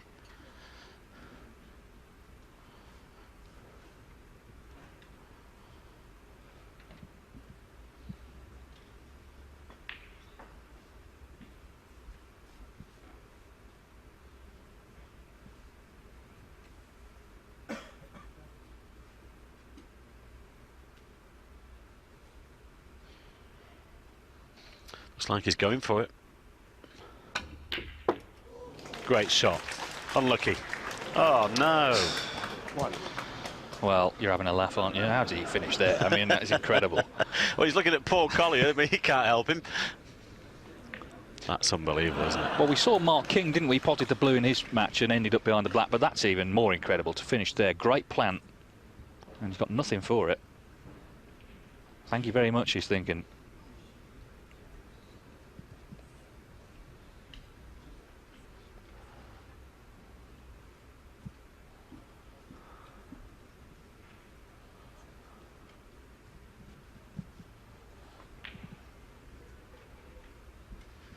Where does he leave the cue ball now? Not to leave Ding possibly making a plant into this left corner.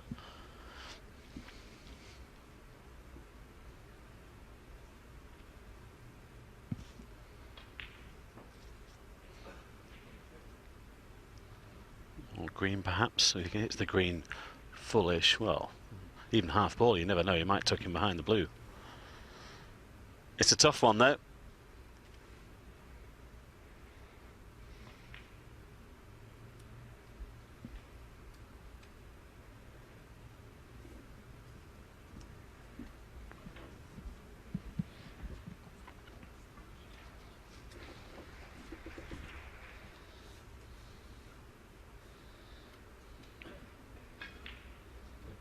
Blue ball. Well, he's nominated the blue, possibly off 2 cushions.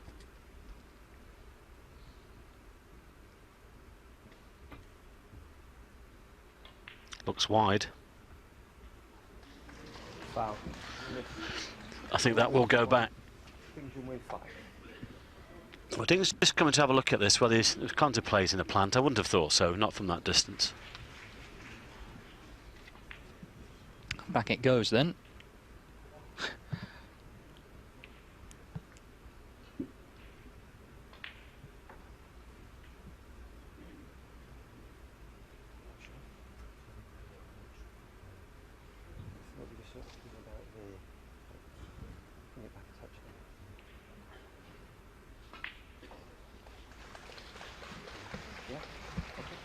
Always makes a difference. You've got to get the cue ball in the right spot with these shots, because you're looking at the angles off side cushions.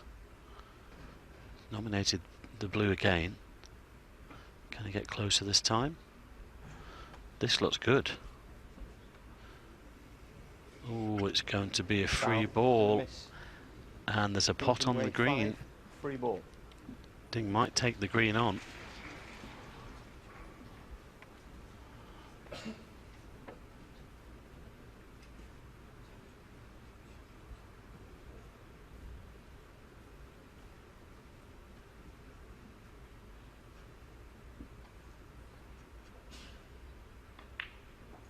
Green ball.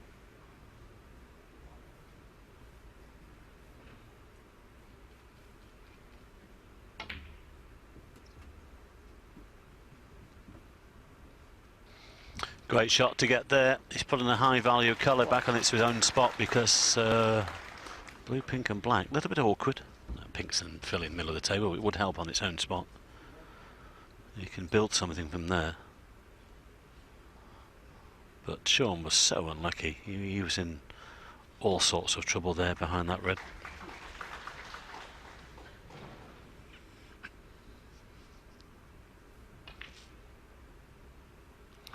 And it's just those little bits of luck like that can just makes all the difference between winning and losing. It can be such a fine line when you've got 2 quality players like this. Just the odd pot here and there, the odd kiss, nudge. It's frustrating when you're on the losing end of it.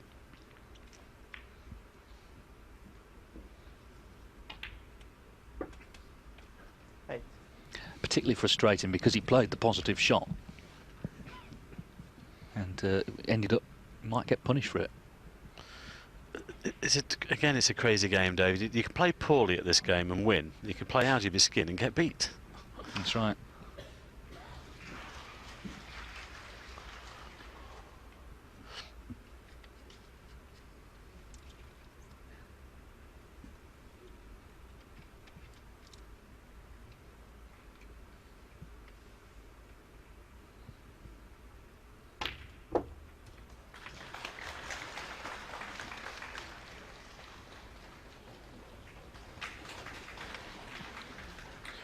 Well, again, he might have to play a plant here to continue. A little wry smile on Ding's face there, because that was not ideal. I think he was trying to play on that red nearest the pocket. He needed that cue ball just to go up the table another 2 or 3 inches. The one to the centre is difficult. Wow, is he looking for a safety?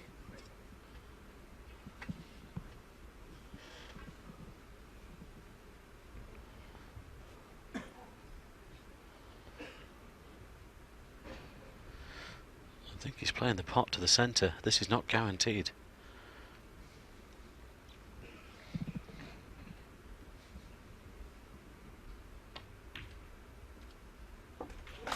Well played.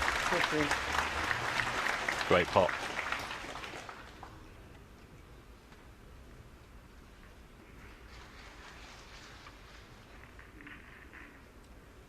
It's pretty obvious he's going to have to work really hard here to make this into a winning contribution. He's already got a 26-point lead though, which helps.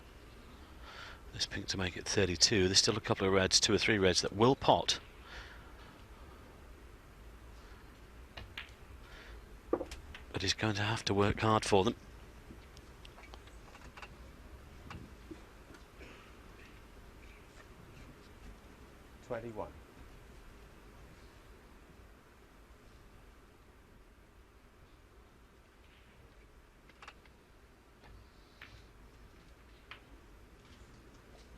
22. And that's a poor one.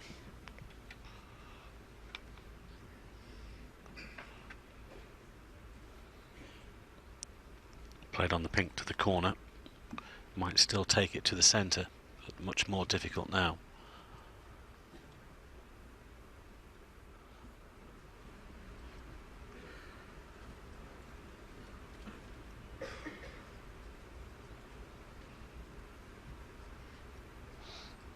He's at the table, he wants to try and win the frame at this visit if he can. But still needs another good pot here to continue.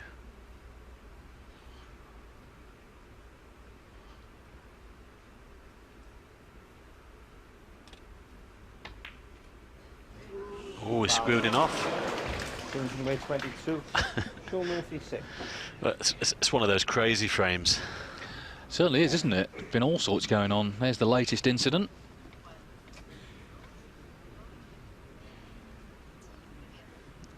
Bit like a frame in the Twilight Zone, this. Well, this time it's Ding who goes in off.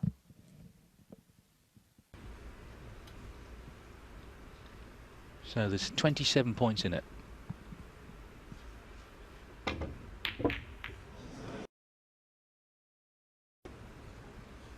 Well, there wasn't much room past those other two reds there for Shaun, but he scattered the others.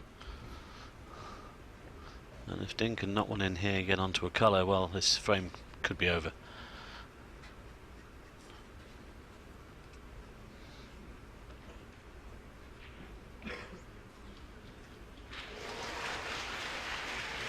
I think both of them would be glad to get this one out the way, whichever way it goes.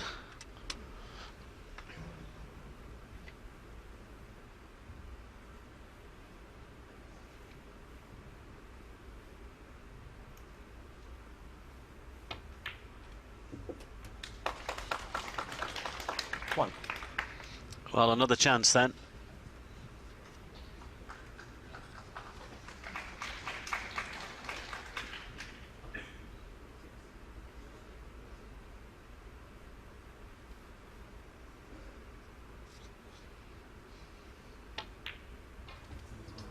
And he's missed it. Junhui 1. Incredible. Yes, things have just fallen a bit flat in this frame. Things have gone scrappy and awkward, and fluency has kind of gone. But as I said earlier on, they all count the same. Someone's going to be 4-3 in front and feeling a lot better than the other guy when frame 8 begins.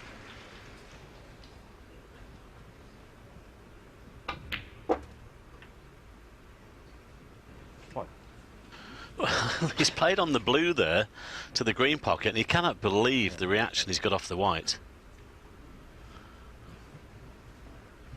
Well, he was just, I think he was asking our referee, Paul Collier, whether he thought that was a bit of a light white, but I think he just got too much backspin on it. All these sets of balls are weighted the same. If it was, they would have seen that before now and changed it. Yellow ball. He's nominated the yellow.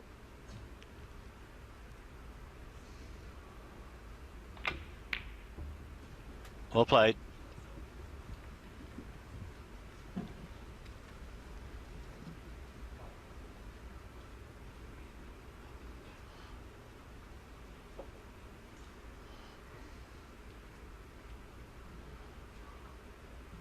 Great. Well, again, he could really do with getting onto the blue here.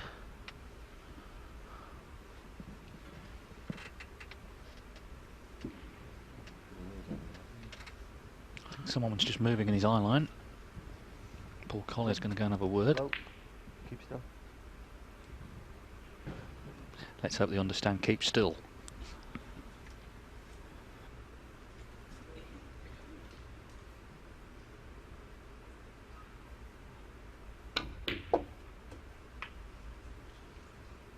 Four. And again, he's got right into that cue ball. He's been trying to land on the blue fairly straight to play the red near the green, and he's got a lot of action into the cue ball there.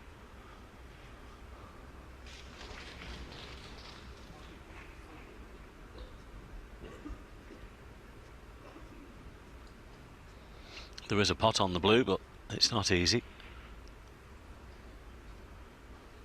suggest is roll into the yellow, open up the yellow and the brown.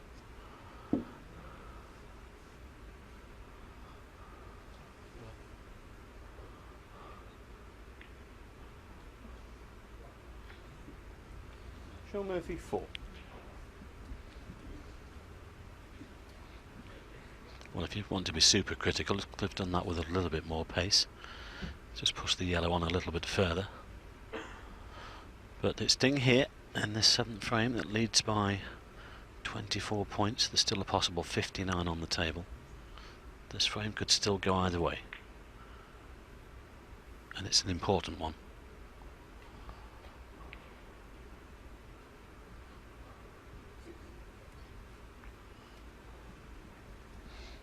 Just at the table there.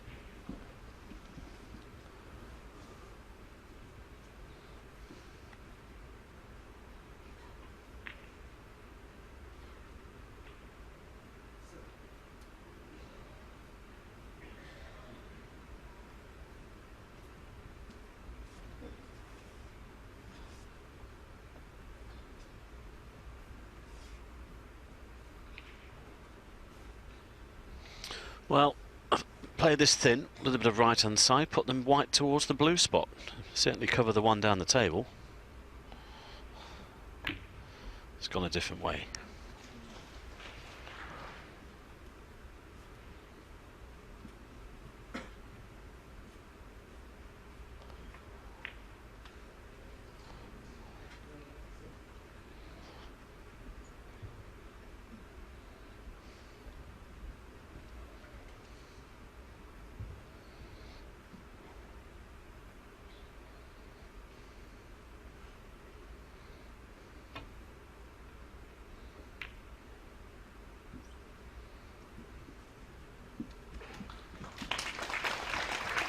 It's a good shot from Ding. He's covered those two reds down there.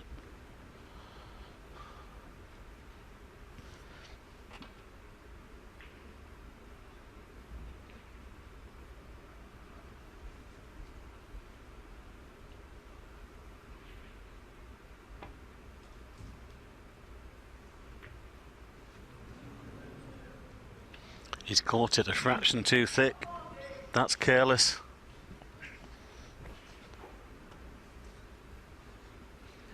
Yes, and it doesn't sound like much of a lead, 24, but in a frame like this, it's pretty good. That's the lead he's got. You heard a few oodahs and ahs from the crowd. He sensed a chance here.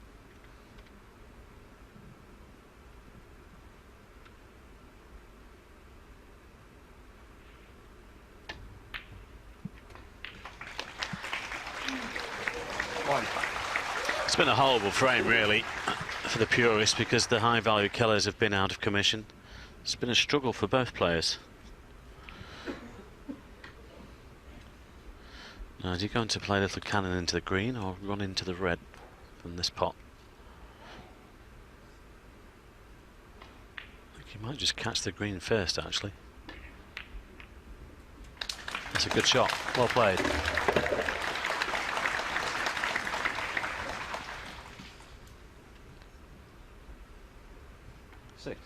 Well, possibly red-blue, and then down for this red behind the black spot. That's all he needs.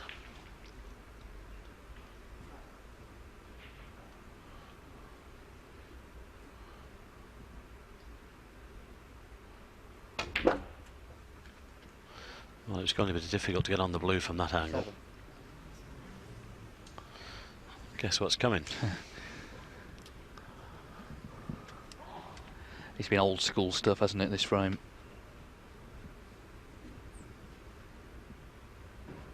But as I say, you know, he's grafted out a lead here.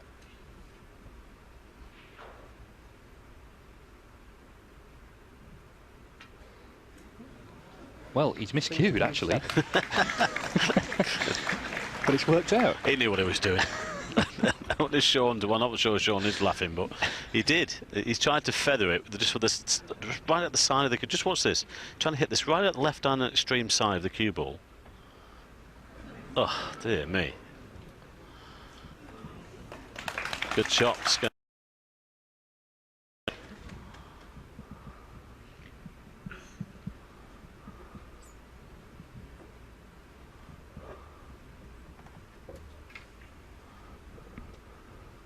Weird old frame, this.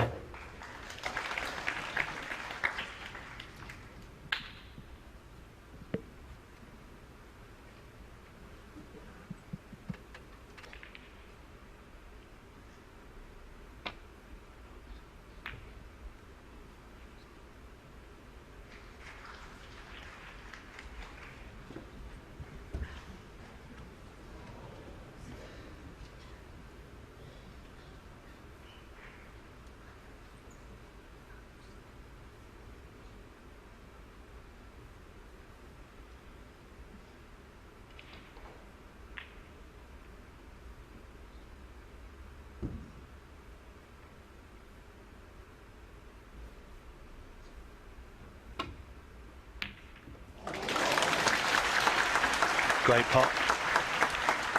One. Well, he's got a shot on the yellow and the green here.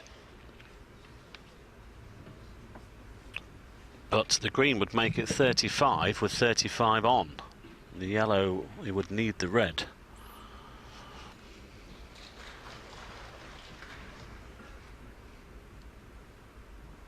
Got to play the green. Especially where the black is as well. It's insurance for him. This to, well, put Shaun in a position where he can only tie. Oh! Junhui 1.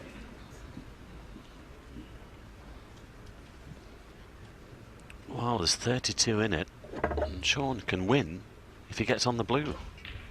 Yes, and it does make a difference because the black is in an awkward position. So if that green had gone in, he would of course have needed it off the red.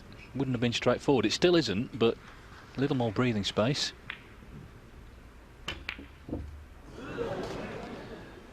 But they're just not going in this frame, are they? It's kind of, as I said, it's just gone a bit flat, and now of course Ding just needs this red, and it should be 4-3 to him.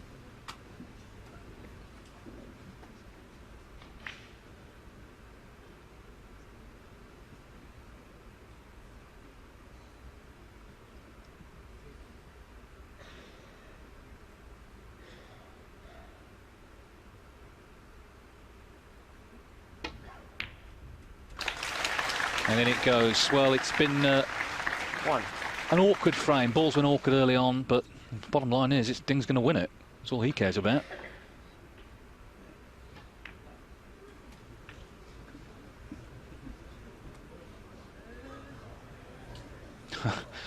Well, snooker's required. There's one of them. 3 required by Murphy.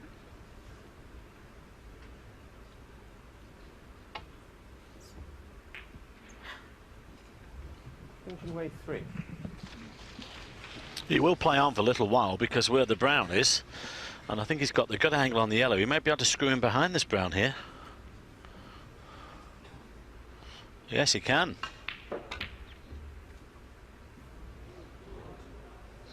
Great shot. But it was the positional shot onto the yellow from Ding that's caused this problem.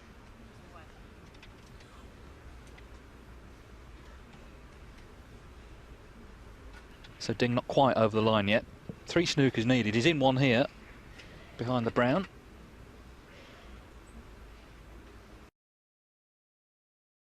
Whatever you do, don't hit the black. Because then you only need one more.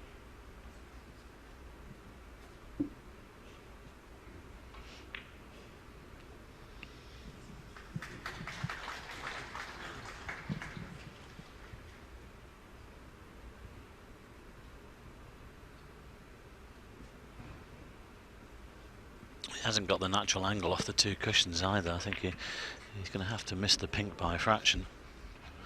Coming off side and top cushions. And also probably swerve around the blue the brown slightly. Well, he top and side once more. This is where you need to have watched a bit of 3 cushion billiards on Eurosport.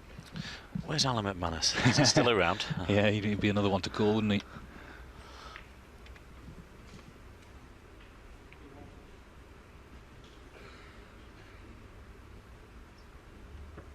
Well, I think he can possibly make 3 cushions here if he just hits just below the middle pocket. There we go. There's bar magic. That's what he's looking at.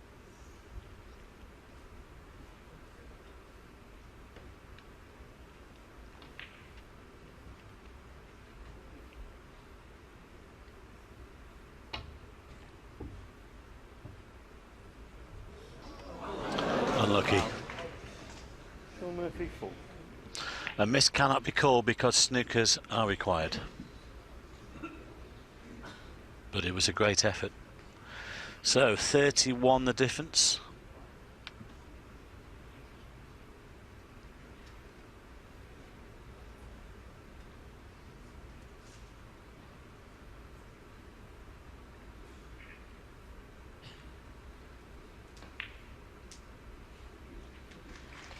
Just one more snooker required to be able to tie the frame.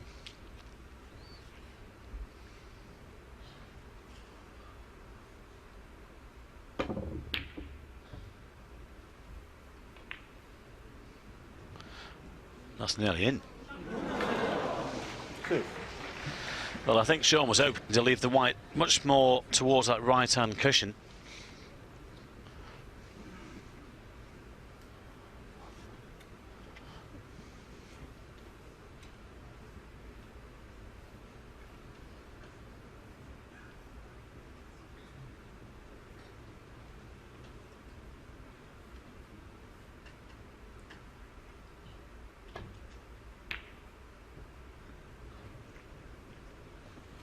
Shaun Murphy Won't 2. be happy with that.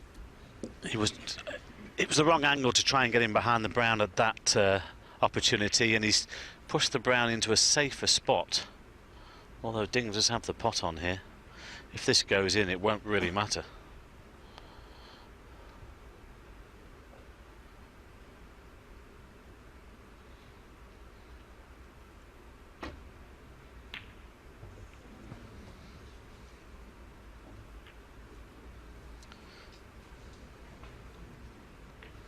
Not easy to get snookers from here. There's only really the black to get him behind.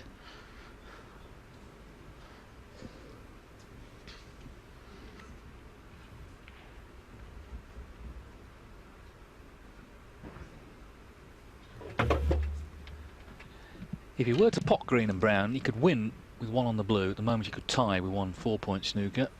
But obviously, you're taking balls off the table. Well, there's the green. I think that's his plan, David. I think he's heard you. 3. If you can just get an angle on this blue to get him behind that black. He's done the calculation. Yes, I think as soon as he pushed the brown to where it is now, that's when he decided, well, this is what my strategy will now be. I think if this was forward piece, he'd be keeping the balls on the table, but because it might only go 4-3, or he would go 4-3 behind, he knows he can still win the match from there. 7. Now, somehow can he weld the white here to the black? Might just play a safety and wait. Could do with the pink off the cushion. I think he's stunning him behind the black. And he's put all his eggs in one basket here, and he hasn't made it. He's left it on. That was the danger. Yes, he knew he had to nail it first time, and he hasn't done so. Ding can just drop this blue in, then that is surely going to be 4-3 to him.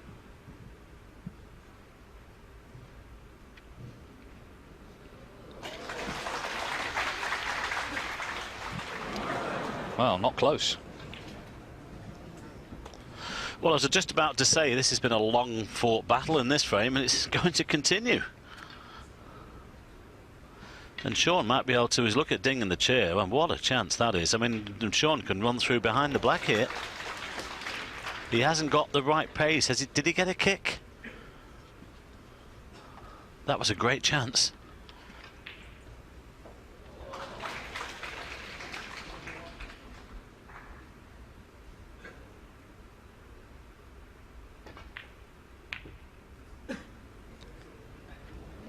Well, this is not far away.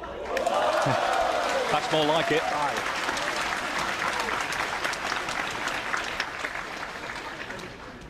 Well, they're happy enough. Crazy, isn't it? He misses fairly straight blue, then gets a double like that. Well, I think Shaun Murphy has seen enough here. It's 27 in it. Well, maybe he hasn't. Well, he needs 3 snookers now.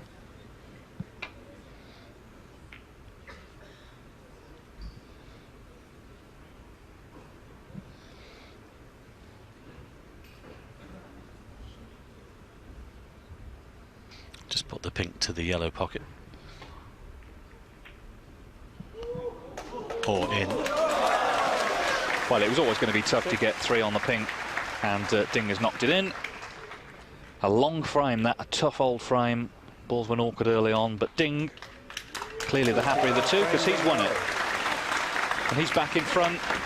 It's the first scrappy frame we've seen in this excellent match. Ding Junhui, 1 frame away from victory. Both players leaving the arena after that long frame. We're going to take a short break, and then we'll be back with frame 8. Ding Junhui leading Shaun Murphy 4-3.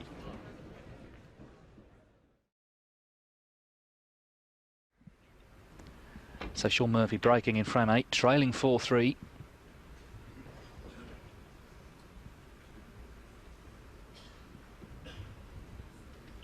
Great pace on the white, but he has left this red on the right-hand side on. Ding can knock this in and get onto the black here. It's not easy, of course, tucked under the back cushion.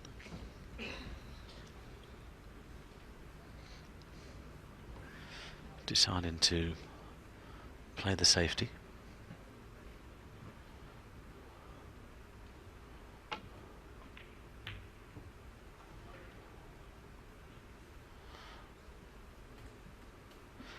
Well, that's a pretty good return from there, considering he was tucked under that back cushion.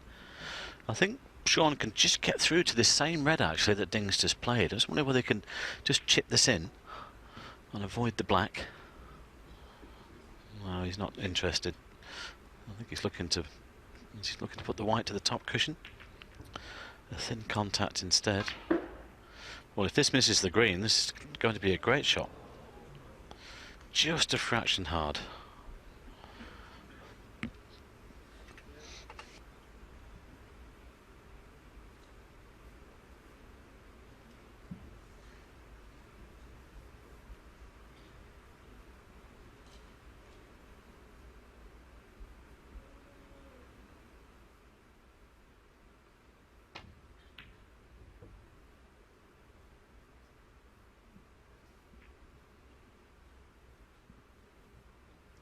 Well, the big question, of course, is can Shaun take us into a decider?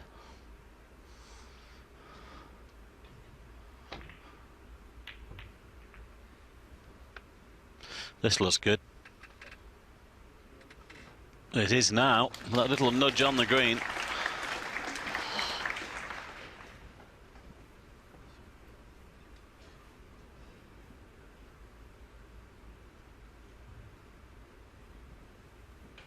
Been here before on a few occasions, so he knows what's required.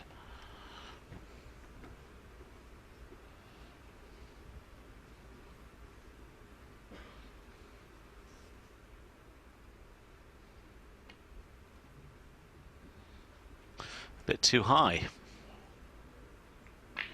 Ooh, he's just managed to miss the pink. I thought that was going to catch the pink there.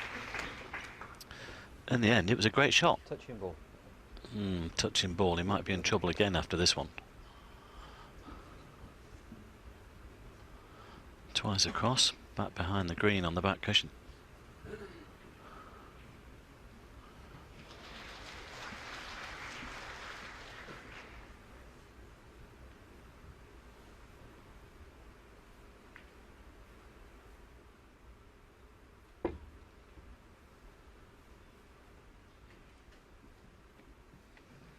All the yellow, but well, he knows really he should have done better with that.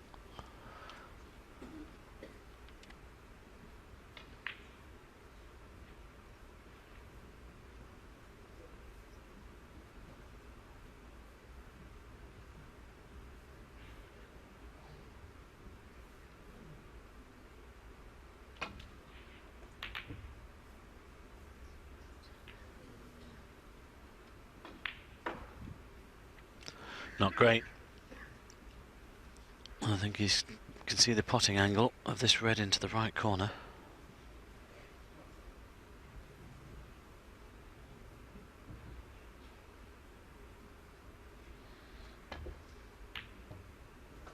The plate.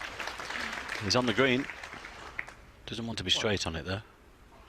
He's got a shot on the yellow as well. The yellow might be favoured. I think this match really, apart from the last frame of course, everything else before it, David, was great. I think this match does deserve a decider. Well, I'm sure Shaun Murphy will agree with you. Yes, it's been high standard, certainly.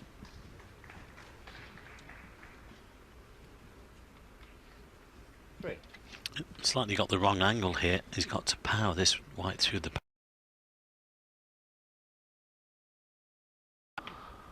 Oh, that was unlucky. 4. Well, no, there's only one shot on now. Little tuck in behind the green. Couldn't guarantee where the white was going to finish there. Shaun Murphy 4.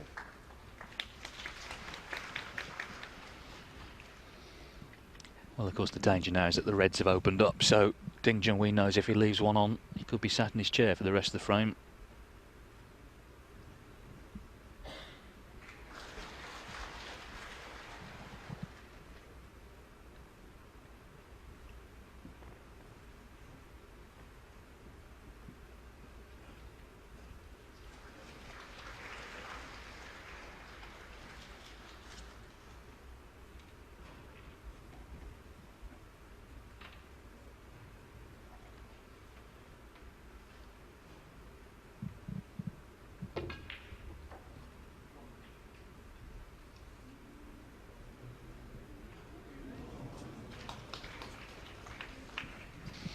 Well, it's not bad actually, because yes, he's left a red on, but it's fairly straight. So it's pretty difficult for Shaun to get onto a colour here.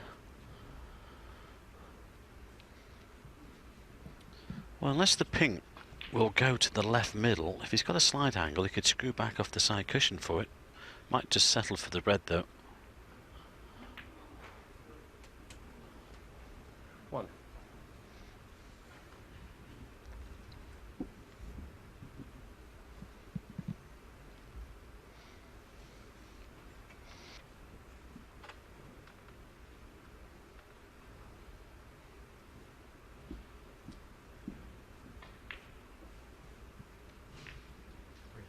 Green ball.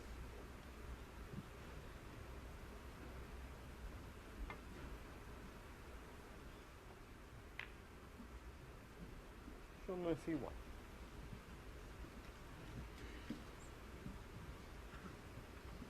Well, Shaun looked a little bit disappointed with that. I think he felt that white might have just moved slightly as it went down the table.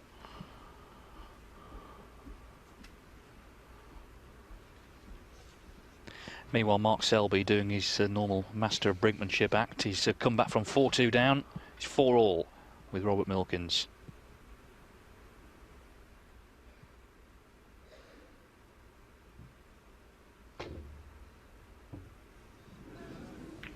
Foul. The miss. Shaun Murphy 5.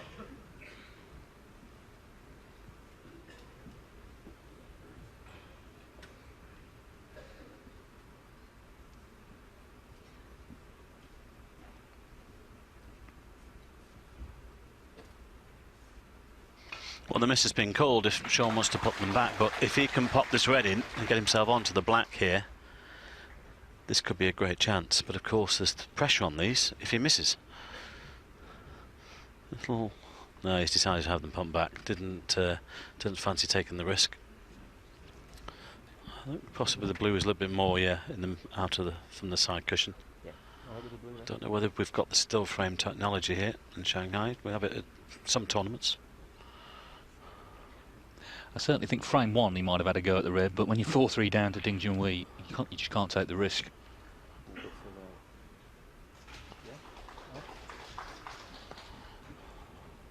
Mark, is it? Yeah. And you're playing. One more. Yes, it was. He's right. It was a little away from the cushion. Well, Yeah, that's not bad, is it? Yeah, pretty good. Take 2 then. Trying to swing the cue ball around the angles here. That's better. Good shot now. Now sometimes you wish that you'd had a go at the red. You never know, Shaun might not get another chance now. I think again it's one of those really, David, isn't it? If he was 4-3 the lead, he might have had a go at the red, but because he's 4-3 behind, he wants to try and continue this match.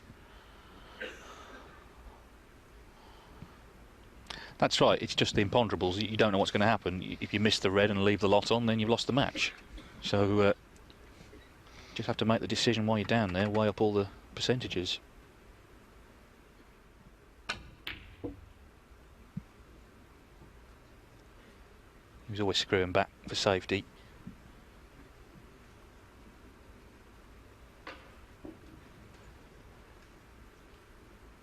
Martin Gould in the match earlier on against Michael Holt went down to the blue in the decider and took on a difficult pot. If it had gone in, I'm sure he would have won, but he didn't. He left it on and Michael Holt won.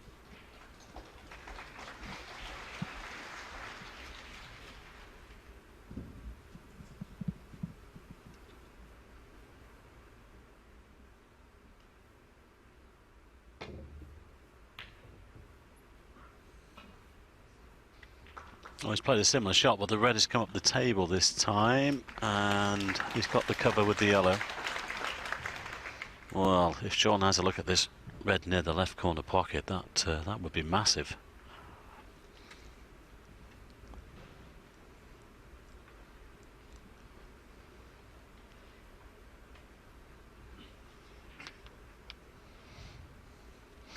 Well, there is the red between the blue and the pink spot, but again, it would be a big shot.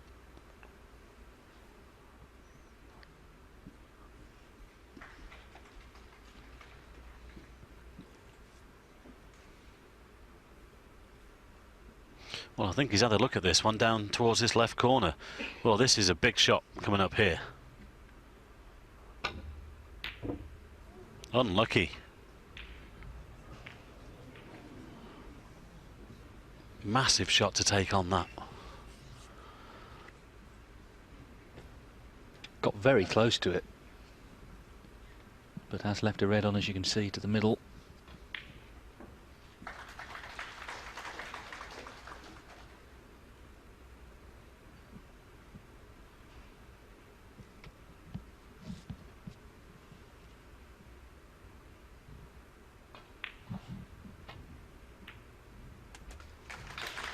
Well, that was 2 possibles, but he's taken the one to the middle. One. Ooh. Well, you just see how quick the cloth is there. Well, that's incredible. I mean, he could have landed on the green, he could have landed on the brown to the middle. Okay, he's got Shaun in trouble, but he'd like to be still at the table. It is quick, this table. Well, we saw the other one as well, David, but especially on the bed, they just keep rolling and rolling.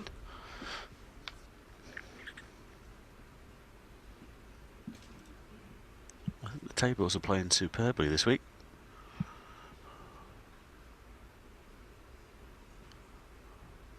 Well, he's left one on. He can get through the gap. Good shot. Well, that was very careless from Junhui. It wasn't a difficult shot to lay a good snooker. Still a great pot, but he shouldn't have been. Well, he shouldn't have had the chance, really. I'm sure Shaun Murphy can't believe it. You know, he's missed that red. He's left one on. He's gone back to his chair, fearing the worst. But almost immediately, he's bang in.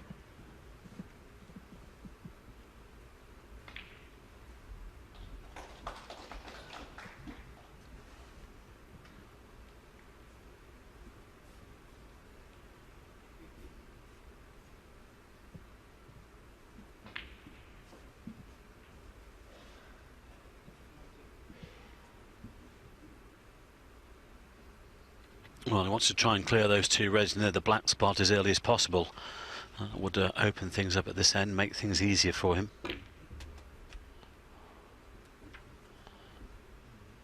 Well, she's done again there with the white. There's been on various occasions, he's just overdone it with the backspin. He's definitely played on the red above the black.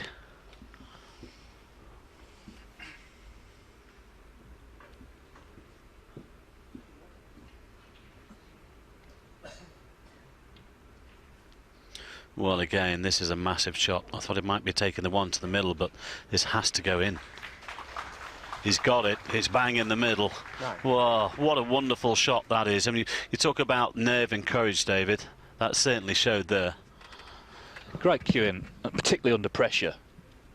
It's hard enough. That would have been hard enough in frame one, but position in the match, terrific. He's always had a lot of confidence in his ability, but I suppose if you're this good, you would too. 17. Just push into the other red here. Leave yourself on the other one.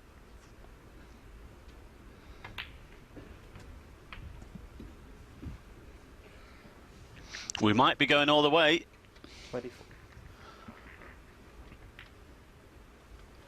25.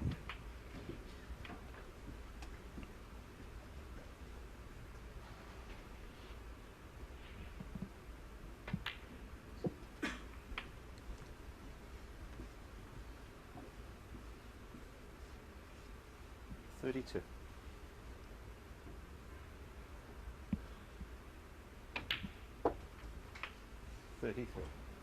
Ding Junhui, I'm sure, ruined the fact that, well, A, he didn't get on a colour from the red, but more wounding for him was not getting tight in behind the yellow, leaving a pot on. It was just very careless, and I'm afraid you can't do it at this level, especially the way these two have been playing.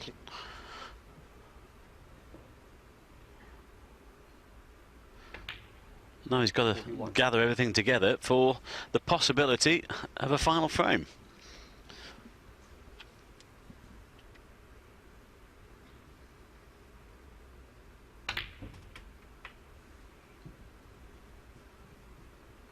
Well, we're not far away from that. 57 in it. 67 on. So it's red and the black, basically. Yes, and he's just checking the scoreboard.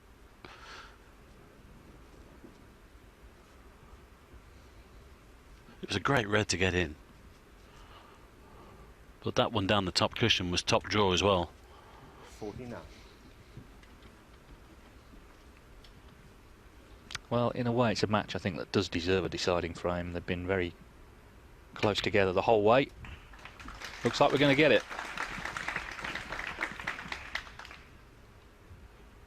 56.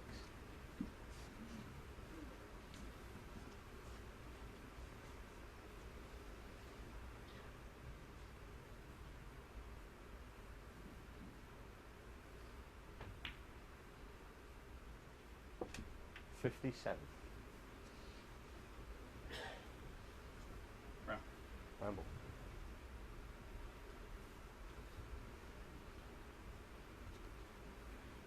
Well, the natural angle with the white is to come off the side cushion, but I think the blue's in the way for that. Looking to nudge them open. Has he got them? It looks good. Great shot.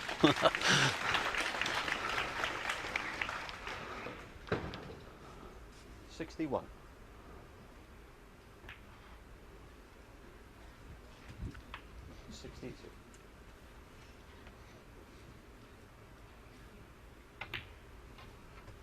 Well, we said this guy's a class act, as both these lads are, but Shaun's had to show it here. 70. You want to try and keep Ding a little bit cold in his chair here. Try and just dish up.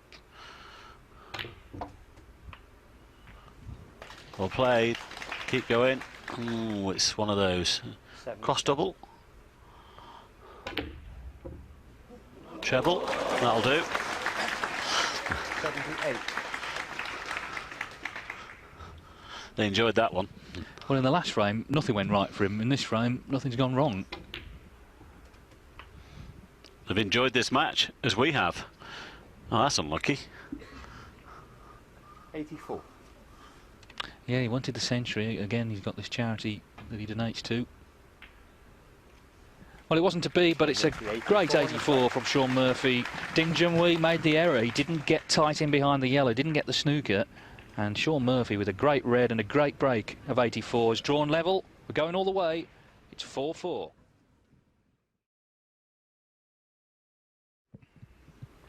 The decider, Ding Junhui to break.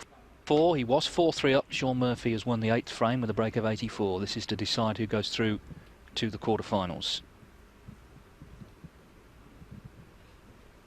Only one frame we've seen that hasn't had at least a half-century break. That was the very scrappy 7th that Ding won.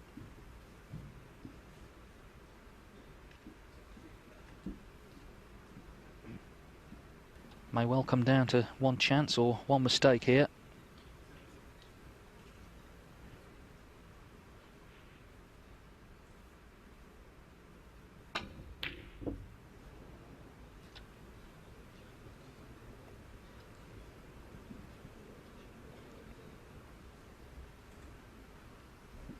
So Murphy with a half chance there.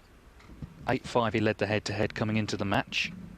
And he'd won the only 2 previous deciders. One in the Malta Cup 2008 and again here in China, Wuxi Classic, when he was 8-2 down in the final. 2010 he won 9-8.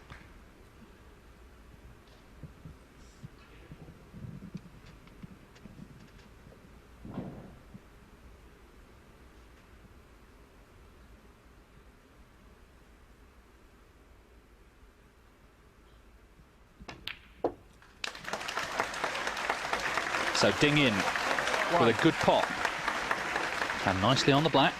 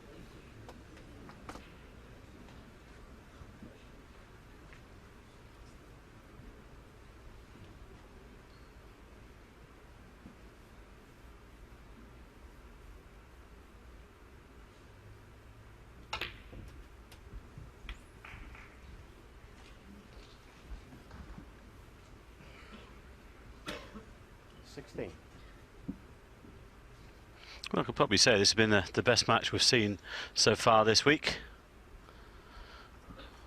It's just a question of who's going to go through into the quarterfinals.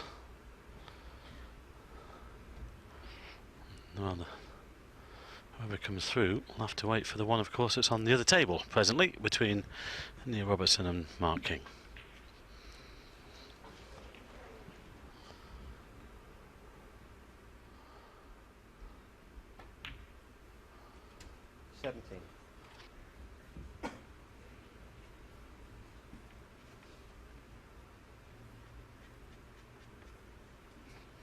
Needs a cannon here.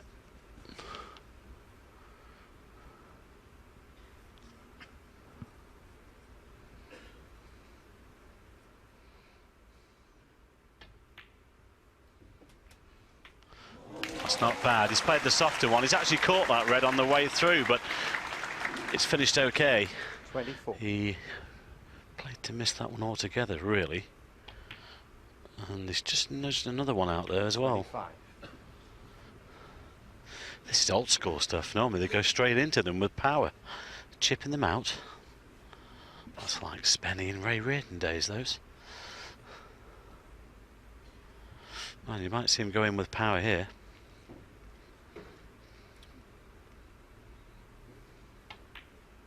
Nope, held for the middle. Well, he just needs to get low on this black now, and then he will be going into them. 32.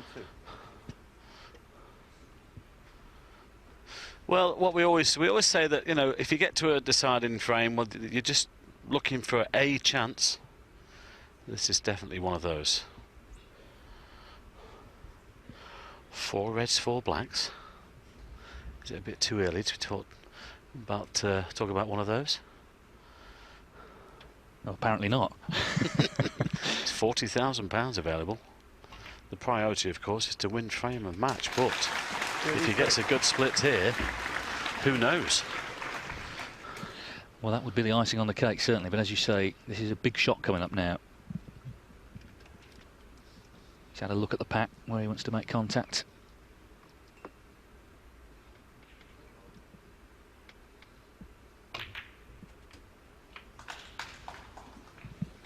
He's played it gently, possibly too gently. I don't think there's anything on there unless he can play a double.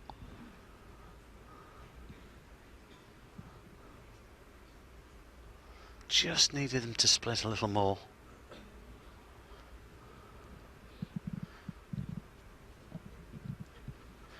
Well, it's obvious that he can't see enough of that red on the right-hand side. Otherwise, I think he might play the double.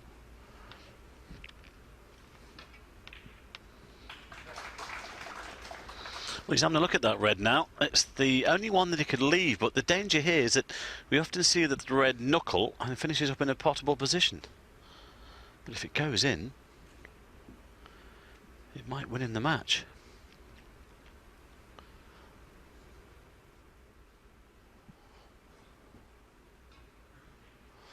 Well, here we go then.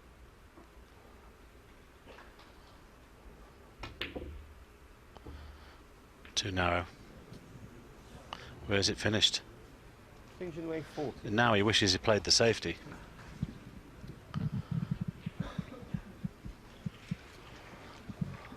I think it really, at that stage, it was the correct shot. You know, there was all sorts going on there to win the match, possible maximum on.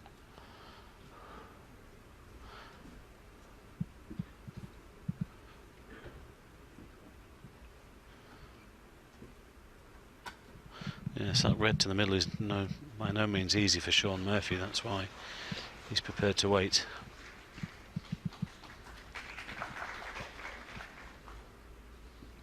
So Ding's got himself 40-0 in front in this decider.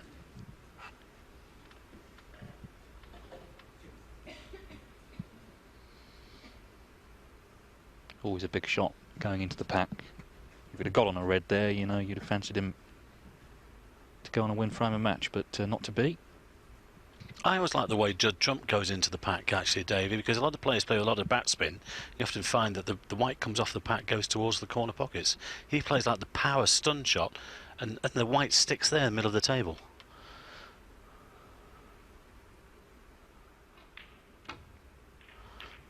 To be honest, though, in that instance, I think Ding was a little bit too low on the black to play that shot. Well, it certainly worked for Trump, hasn't it? We mentioned his century count last season, 61. You know, that's indicative of someone who gets the balls open good and early and makes big breaks. Although not this week, of course. He went out in the first round to Michael Holt, 5-1. Highest break was 23, I think. You can always learn something, though, can't you, by watching these plays? You know, the white into the pack off the blue, you know, into the pink, which Stephen Hendry brought into the game. The 2-cushion escape from Cliff Thorburn. So there's always something to learn and pick up on. Well, Joe Perry's opponent, Wang Yu Chen, in the wildcard round, he said he'd been watching videos of Joe before he played him to just sort of watch how he played and his sort of tactical game and so on. Well, it paid off. He beat him.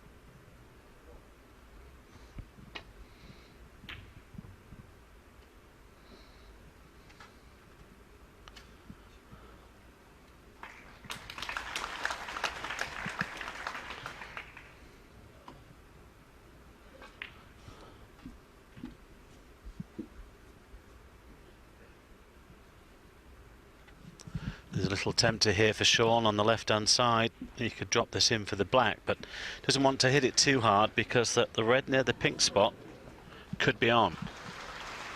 He might take this on. It's a big shot.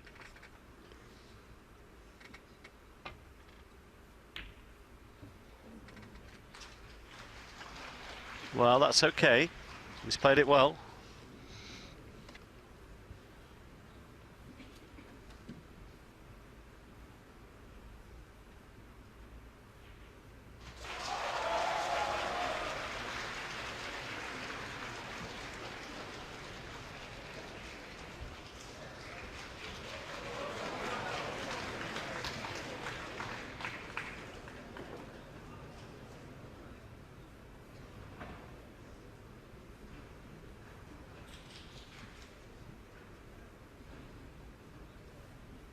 Mark Selby's beaten Robert Milkins 5-4 on the black. He's dished up in typical Selby fashion. What an escape that is. He was 4-2 down against a very good player, but Mark Selby will play Barry Hawkins in the quarterfinals.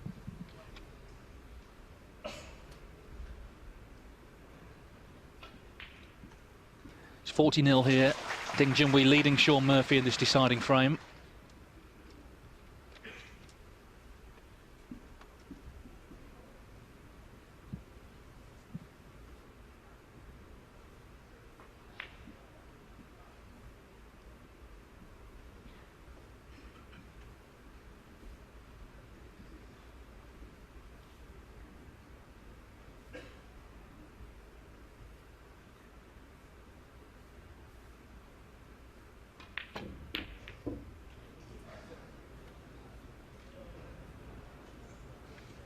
Not too bad.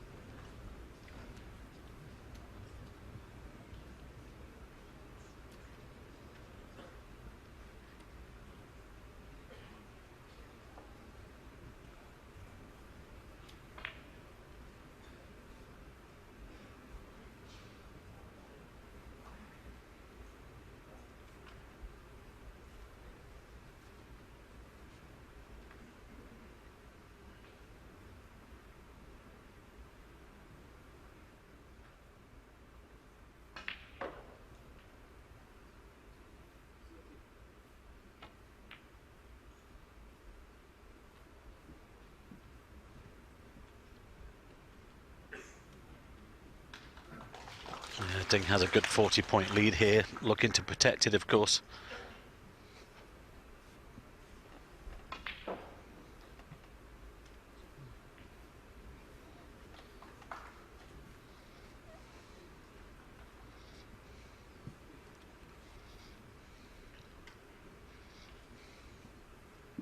I think Shaun's looking at that red that's just above the pink spot. I don't know whether he can possibly see the angle to cut it back into this left corner.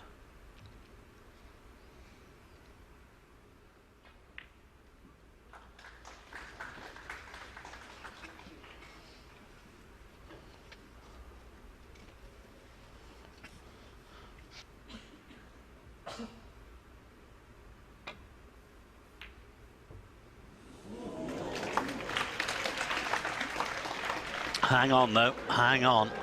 Well, he's walked away from it. That really is unlucky. I mean, it was a great pot. Didn't deserve that. Yes, if John Virgo's watching, there's the answer, John, to where the cue ball's going. Bang in. Can be a harsh game, this. Frequently is a harsh game.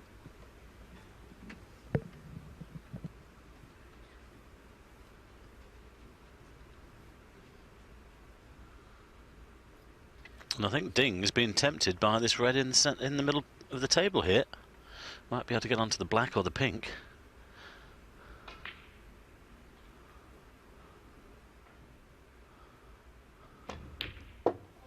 Great shot. Great shot. He's going for frame and match. So, has that in-off cost Shaun Murphy this match? It's up to Ding Junhui now, but a cracking pot again from Ding.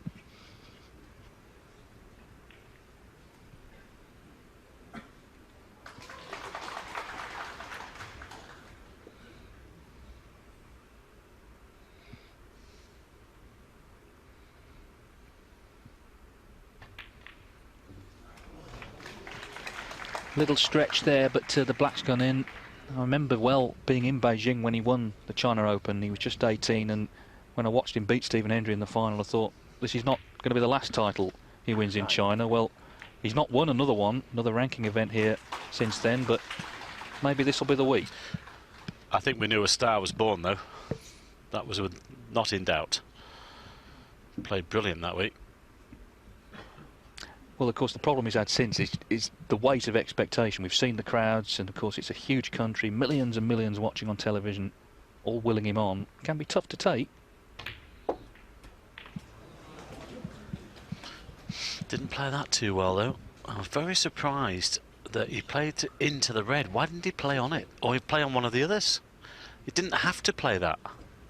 He's not over the line yet. No, he's not. He's 60-0, but there's still 7 reds on. 83 points. Don't understand that shot. He took an unnecessary risk.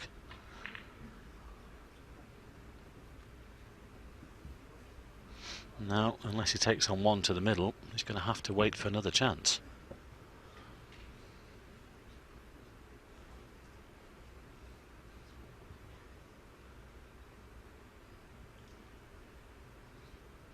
Well, who am I to have a go at Junhui about shot making? I mean, I'd swap places with him. I'd like to be down there. But I think at that stage, I think that was the wrong decision. Is he trying to cut this in? No. Junhui 16. Good shot.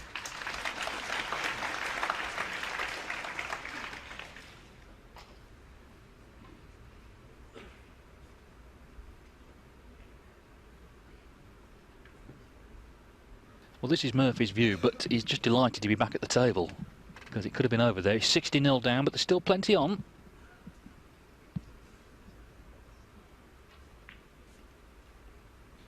That's what he can't see. That's what's covered.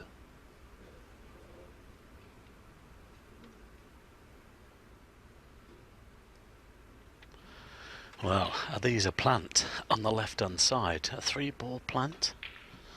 That certainly would be all or nothing.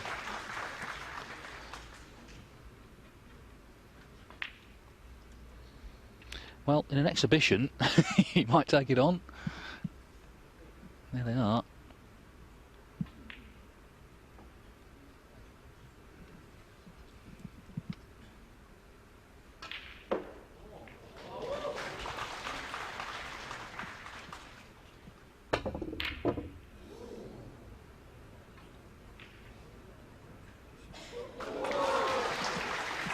Well, he's done well to get the white back there. I think he'll settle for that. Yes, the problem with the shot, if you miss, you don't know exactly, of course, where the reds are going to finish, but it's okay.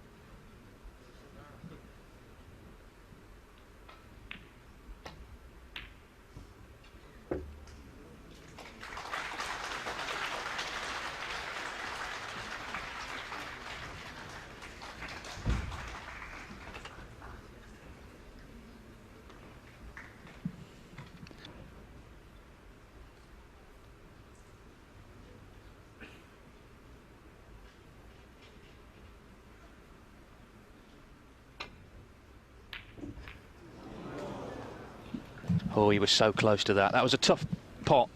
He was always going to take it on, but just stayed out.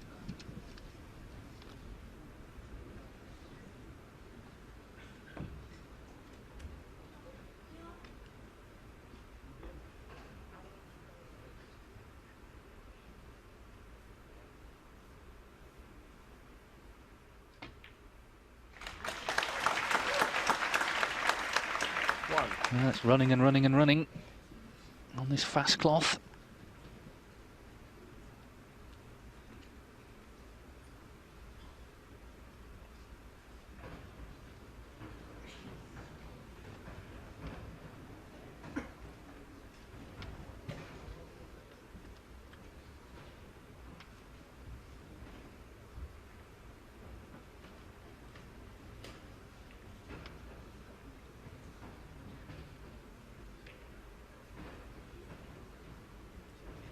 He should be really looking to put another colour safe here.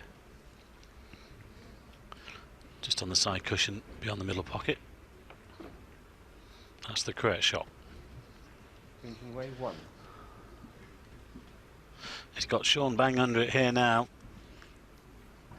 I'm just looking at these 3 reds though. The one that's nearest to us, I wonder if he can play the cross double. But he's in good position.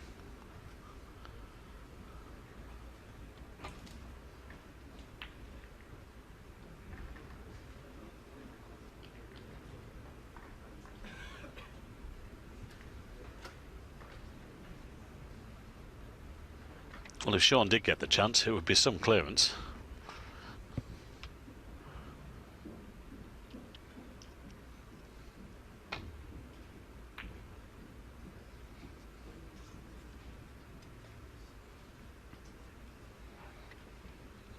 Possible 75 points on, although that of course is reds with blacks. The black's not in the friendliest position. 61 the difference.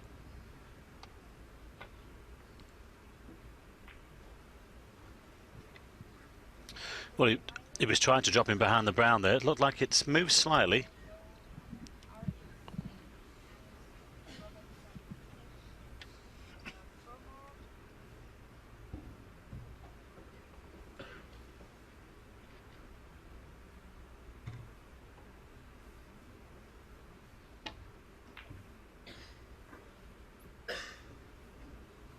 Doesn't want to move the black. Well, that's not too clever. It's not in a great position, but it's in a better one than it was.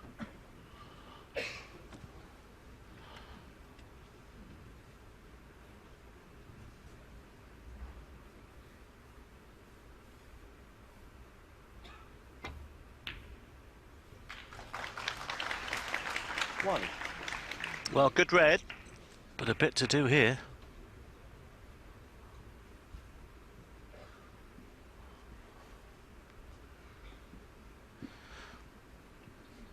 Not sure whether he's got enough angle to try and get into these reds. Half stun shot off the top cushion, perhaps. Can he get into them direct? Well, perhaps. Unlucky.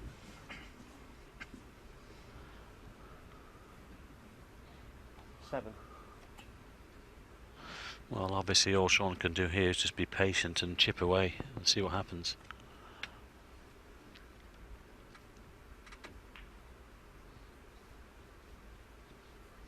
Shaun Murphy, 7.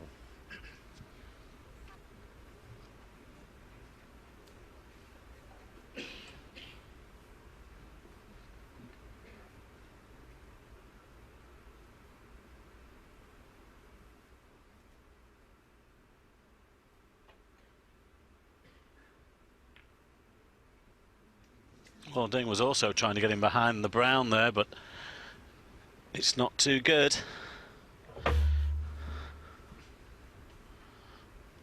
He knows that for him, he's got the insurance of those reds on the side cushion.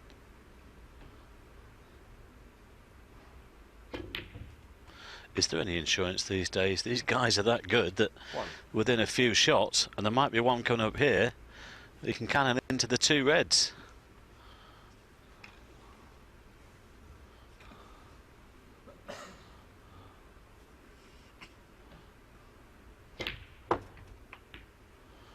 Well, that's okay. He's got one of them out. I think he might have played the cannon into the other 2, but that's okay.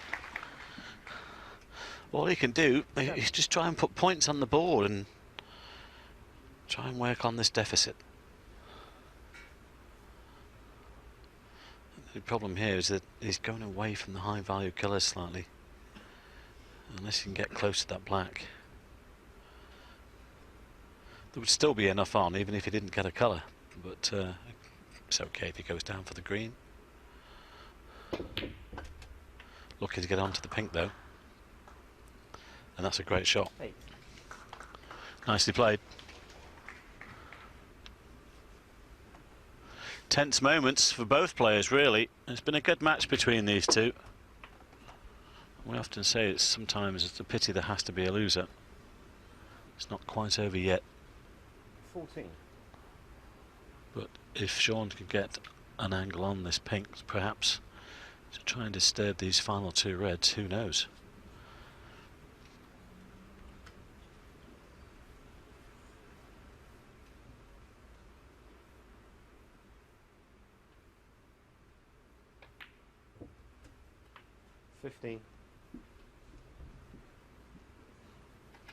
Well, I think he's going to try and bring the black into play here and lay the snooker.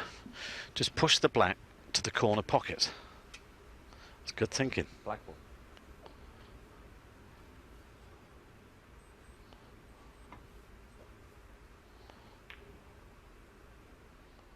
Clever. Okay, Shaun he didn't take. He couldn't take the extra 7 points, but he knows now that, or Ding knows that he can't afford to make any more mistakes, because there's a possibility that Shaun could pinch this frame and the match.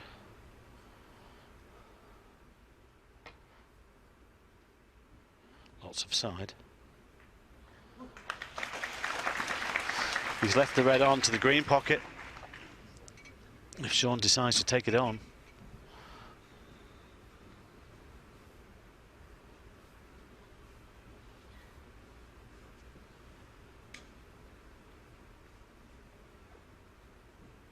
Not interested, he'll wait. That shot he played on the black there, though, David, was a shot of a man of a lot of experience, of course, just bringing the black into play. Well, yeah, you mentioned earlier the great players of the 70s, Ray Ryan and John Spencer, that old school snooker. That's the sort of craft that they certainly had. But it wasn't a great safety shot from Shaun here. He's tempting Ding with this one. Well, he only needs one red.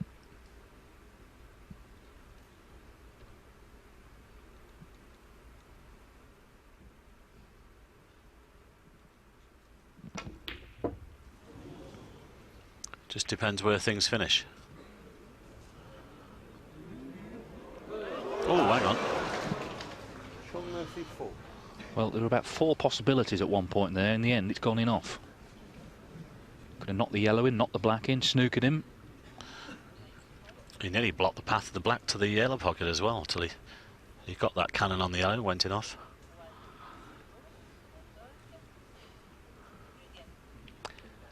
Well, the points from the foul certainly help. You know, 4 points at this stage are useful when you're behind. Does Shaun have a go at this red, though? Can he cut this in? Well, he's not playing it now.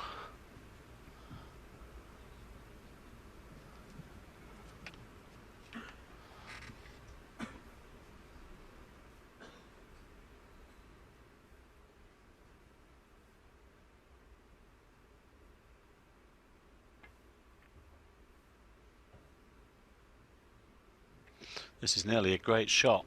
Well, unlucky. Just wanted that white to roll on another 2 or 3 inches there, and then he would have had Ding in all sorts of trouble. I don't know whether Ding might possibly play the double into the middle pocket. Still needs that one red. He would be on the yellow or the black, possibly. 35 the lead, 43 on.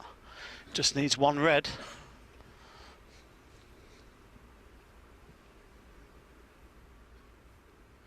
Now is he going for the double?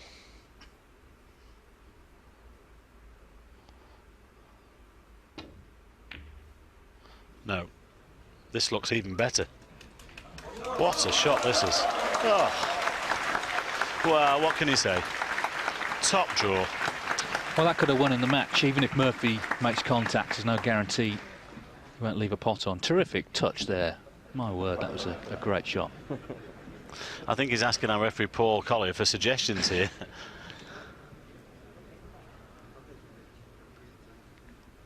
That was some shot. Well, if he can't get onto the side cushion near the green, he's in all sorts of trouble here.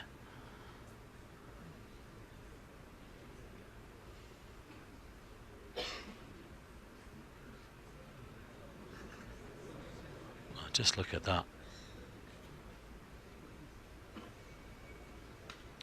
I don't know how he can get to these reds, either of them.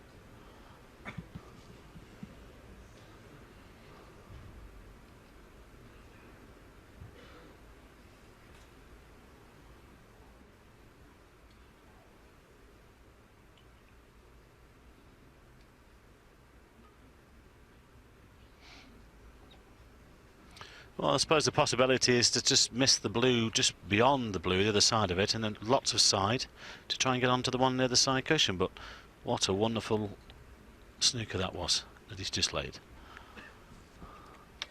I can just picture his friend Peter Ebden sat at home applauding that one. He would have appreciated that. Wow, there's no wonder Shaun's taken his time here. He might have fancied the job a few minutes ago, but just watch this, it's worth seeing again. Fantastic shot.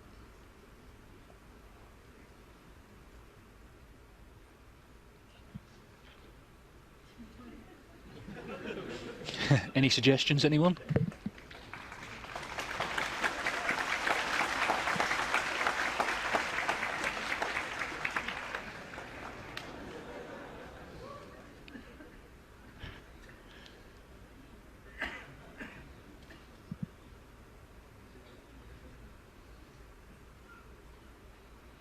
Well, he can't make any.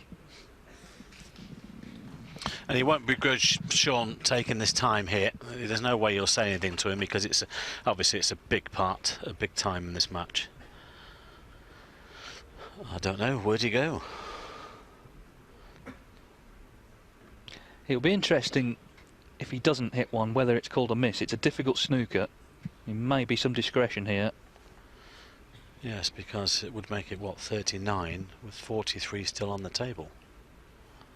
Well, is he looking to bounce the white into the cushion?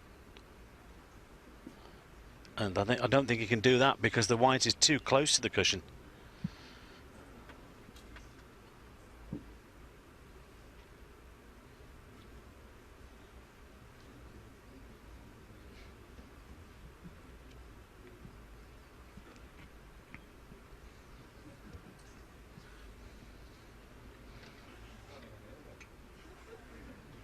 Saying I don't think I can hit it. Well, he's going to have to try. You know, you've got to play a shot. Well, he's thinking about the Massey shot now. Well, this would be some shot. I hope the fitter's not watching. I think he's thinking about the Massey shot. We normally play these in trick shots when playing exhibitions. Well, it's all he can think of.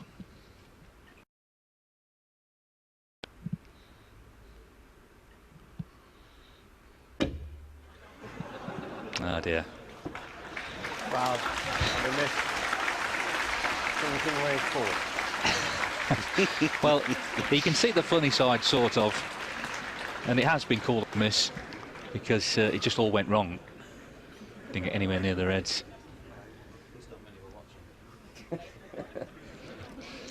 He just said, I just hope too many weren't watching that one.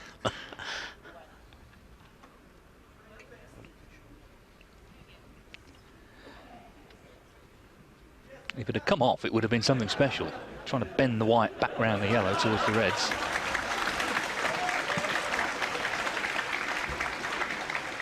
It's nice to see the spirit this has been done in, though.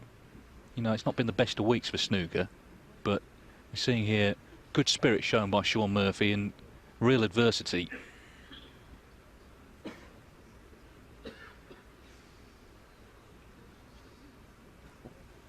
Okay.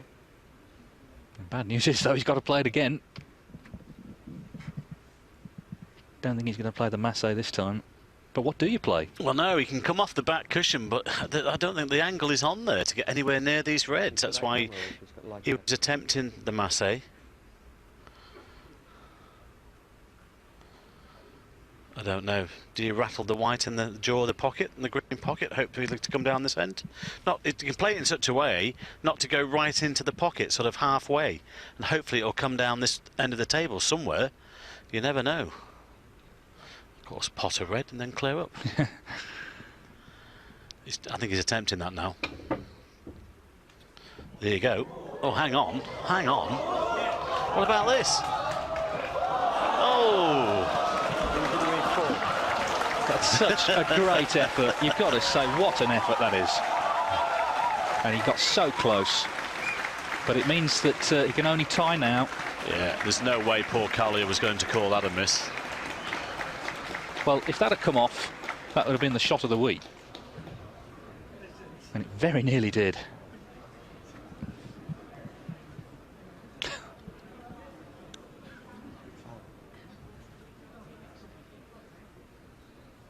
hasn't put the foul up, I've just told him. And I'll say one thing, win or lose now, I think Shaun Murphy's done himself a lot of credit the way he handled all that.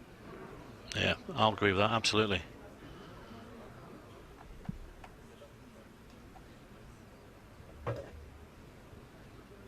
But there it is, he can only tie now.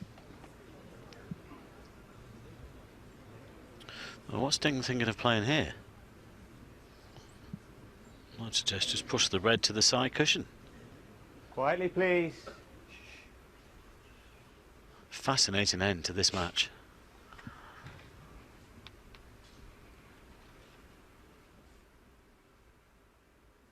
Might be looking to get him behind the yellow and black once more. I think Shaun said, oh, what another great shot. He's just, well, leave me alone.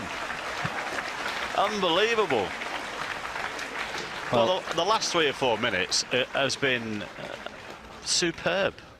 Ding has gone from boy wonder to grinder. No let up. 2 cushions. Got to get this safe. Oh. Well, he had to hit it and he hasn't done, so now he needs a snooker. Junhui 4. Tough match play from Ding. Great snooker from him.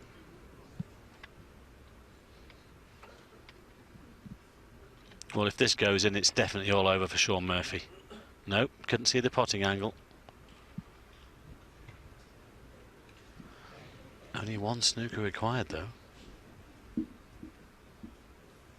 Well, he'll certainly give it his all, and you never know. It's been that kind of match where you wouldn't be surprised if there's another twist, but certainly Ding obviously in the driving seat.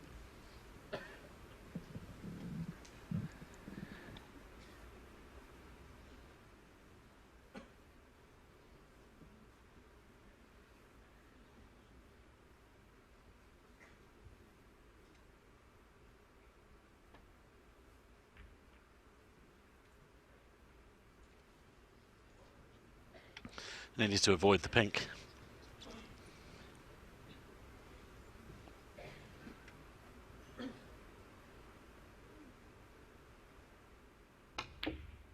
It's gone for the double.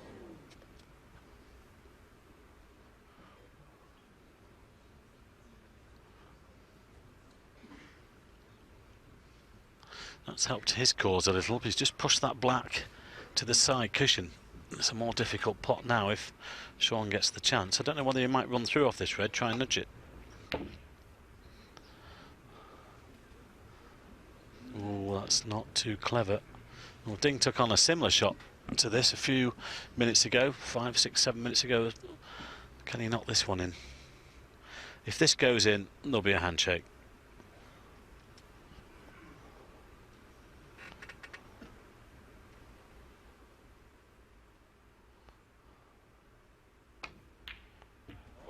Well played. Well, a fascinating end to what has been a fascinating match. It's been a great advert for snooker, just what the game needed, and the crowd here, most of whom came to see Ding Junhui, are going away delighted with the victory. He's had to work so hard for it. This has been a cracking match. Yeah, I don't think this one was fixed, David, do you? Certainly not. Certainly not. Ding Junhui 7. Well, you're going to play on, might as well come this far. But, well, he needs 5 snookers. I mean, there's always a chance of a free ball with the red on, but very hard to see any other result other than a Ding victory, I have to say. Having said that, this is not a bad effort.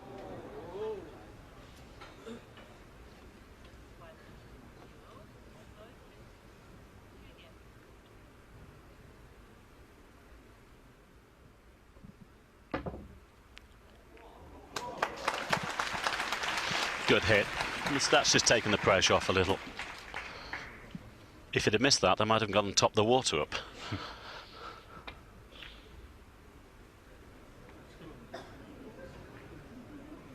Unlucky. Difficult to get in behind the yellow now. And the red is on. Again, if this goes in, I think Shaun will just say, that's it. Well played. Oh, hang on. Don't tell me. Well, my word, talk about putting yourself through it. Well, there's one of them. A free ball. That is nearly a free ball.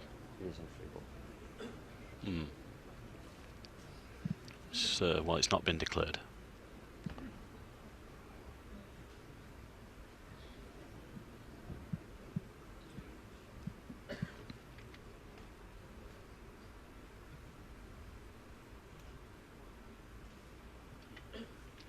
Well, can he get in behind the yellow here? Is there enough room?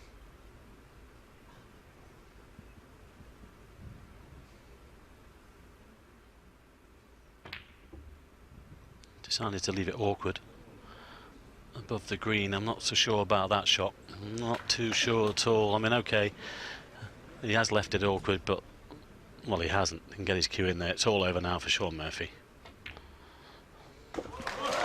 He battled hard, as you'd expect, but Ding Junhui, in this frame in particular, I think showed us he means business this week. Really good all-round performance from him. There's been a lot of breaks in the match. 3. This last frame, absolutely fascinating. Ding got the lead and he's got the win. It doesn't matter about that. Shaun Murphy is going to shake his hand. A great match comes to a conclusion. And the local fans here in Shanghai are delighted with the result. It's Ding Junhui who's going through to the quarterfinals. He had to work so hard for that. Shaun Murphy signing autographs. He didn't do that much wrong, but at this level you don't have to. But you can hear what it means to the crowd. They are delighted that Ding Junhui has done it. So he's into the quarterfinals of the Shanghai Masters. He's beaten Shaun Murphy by 5 frames to 4.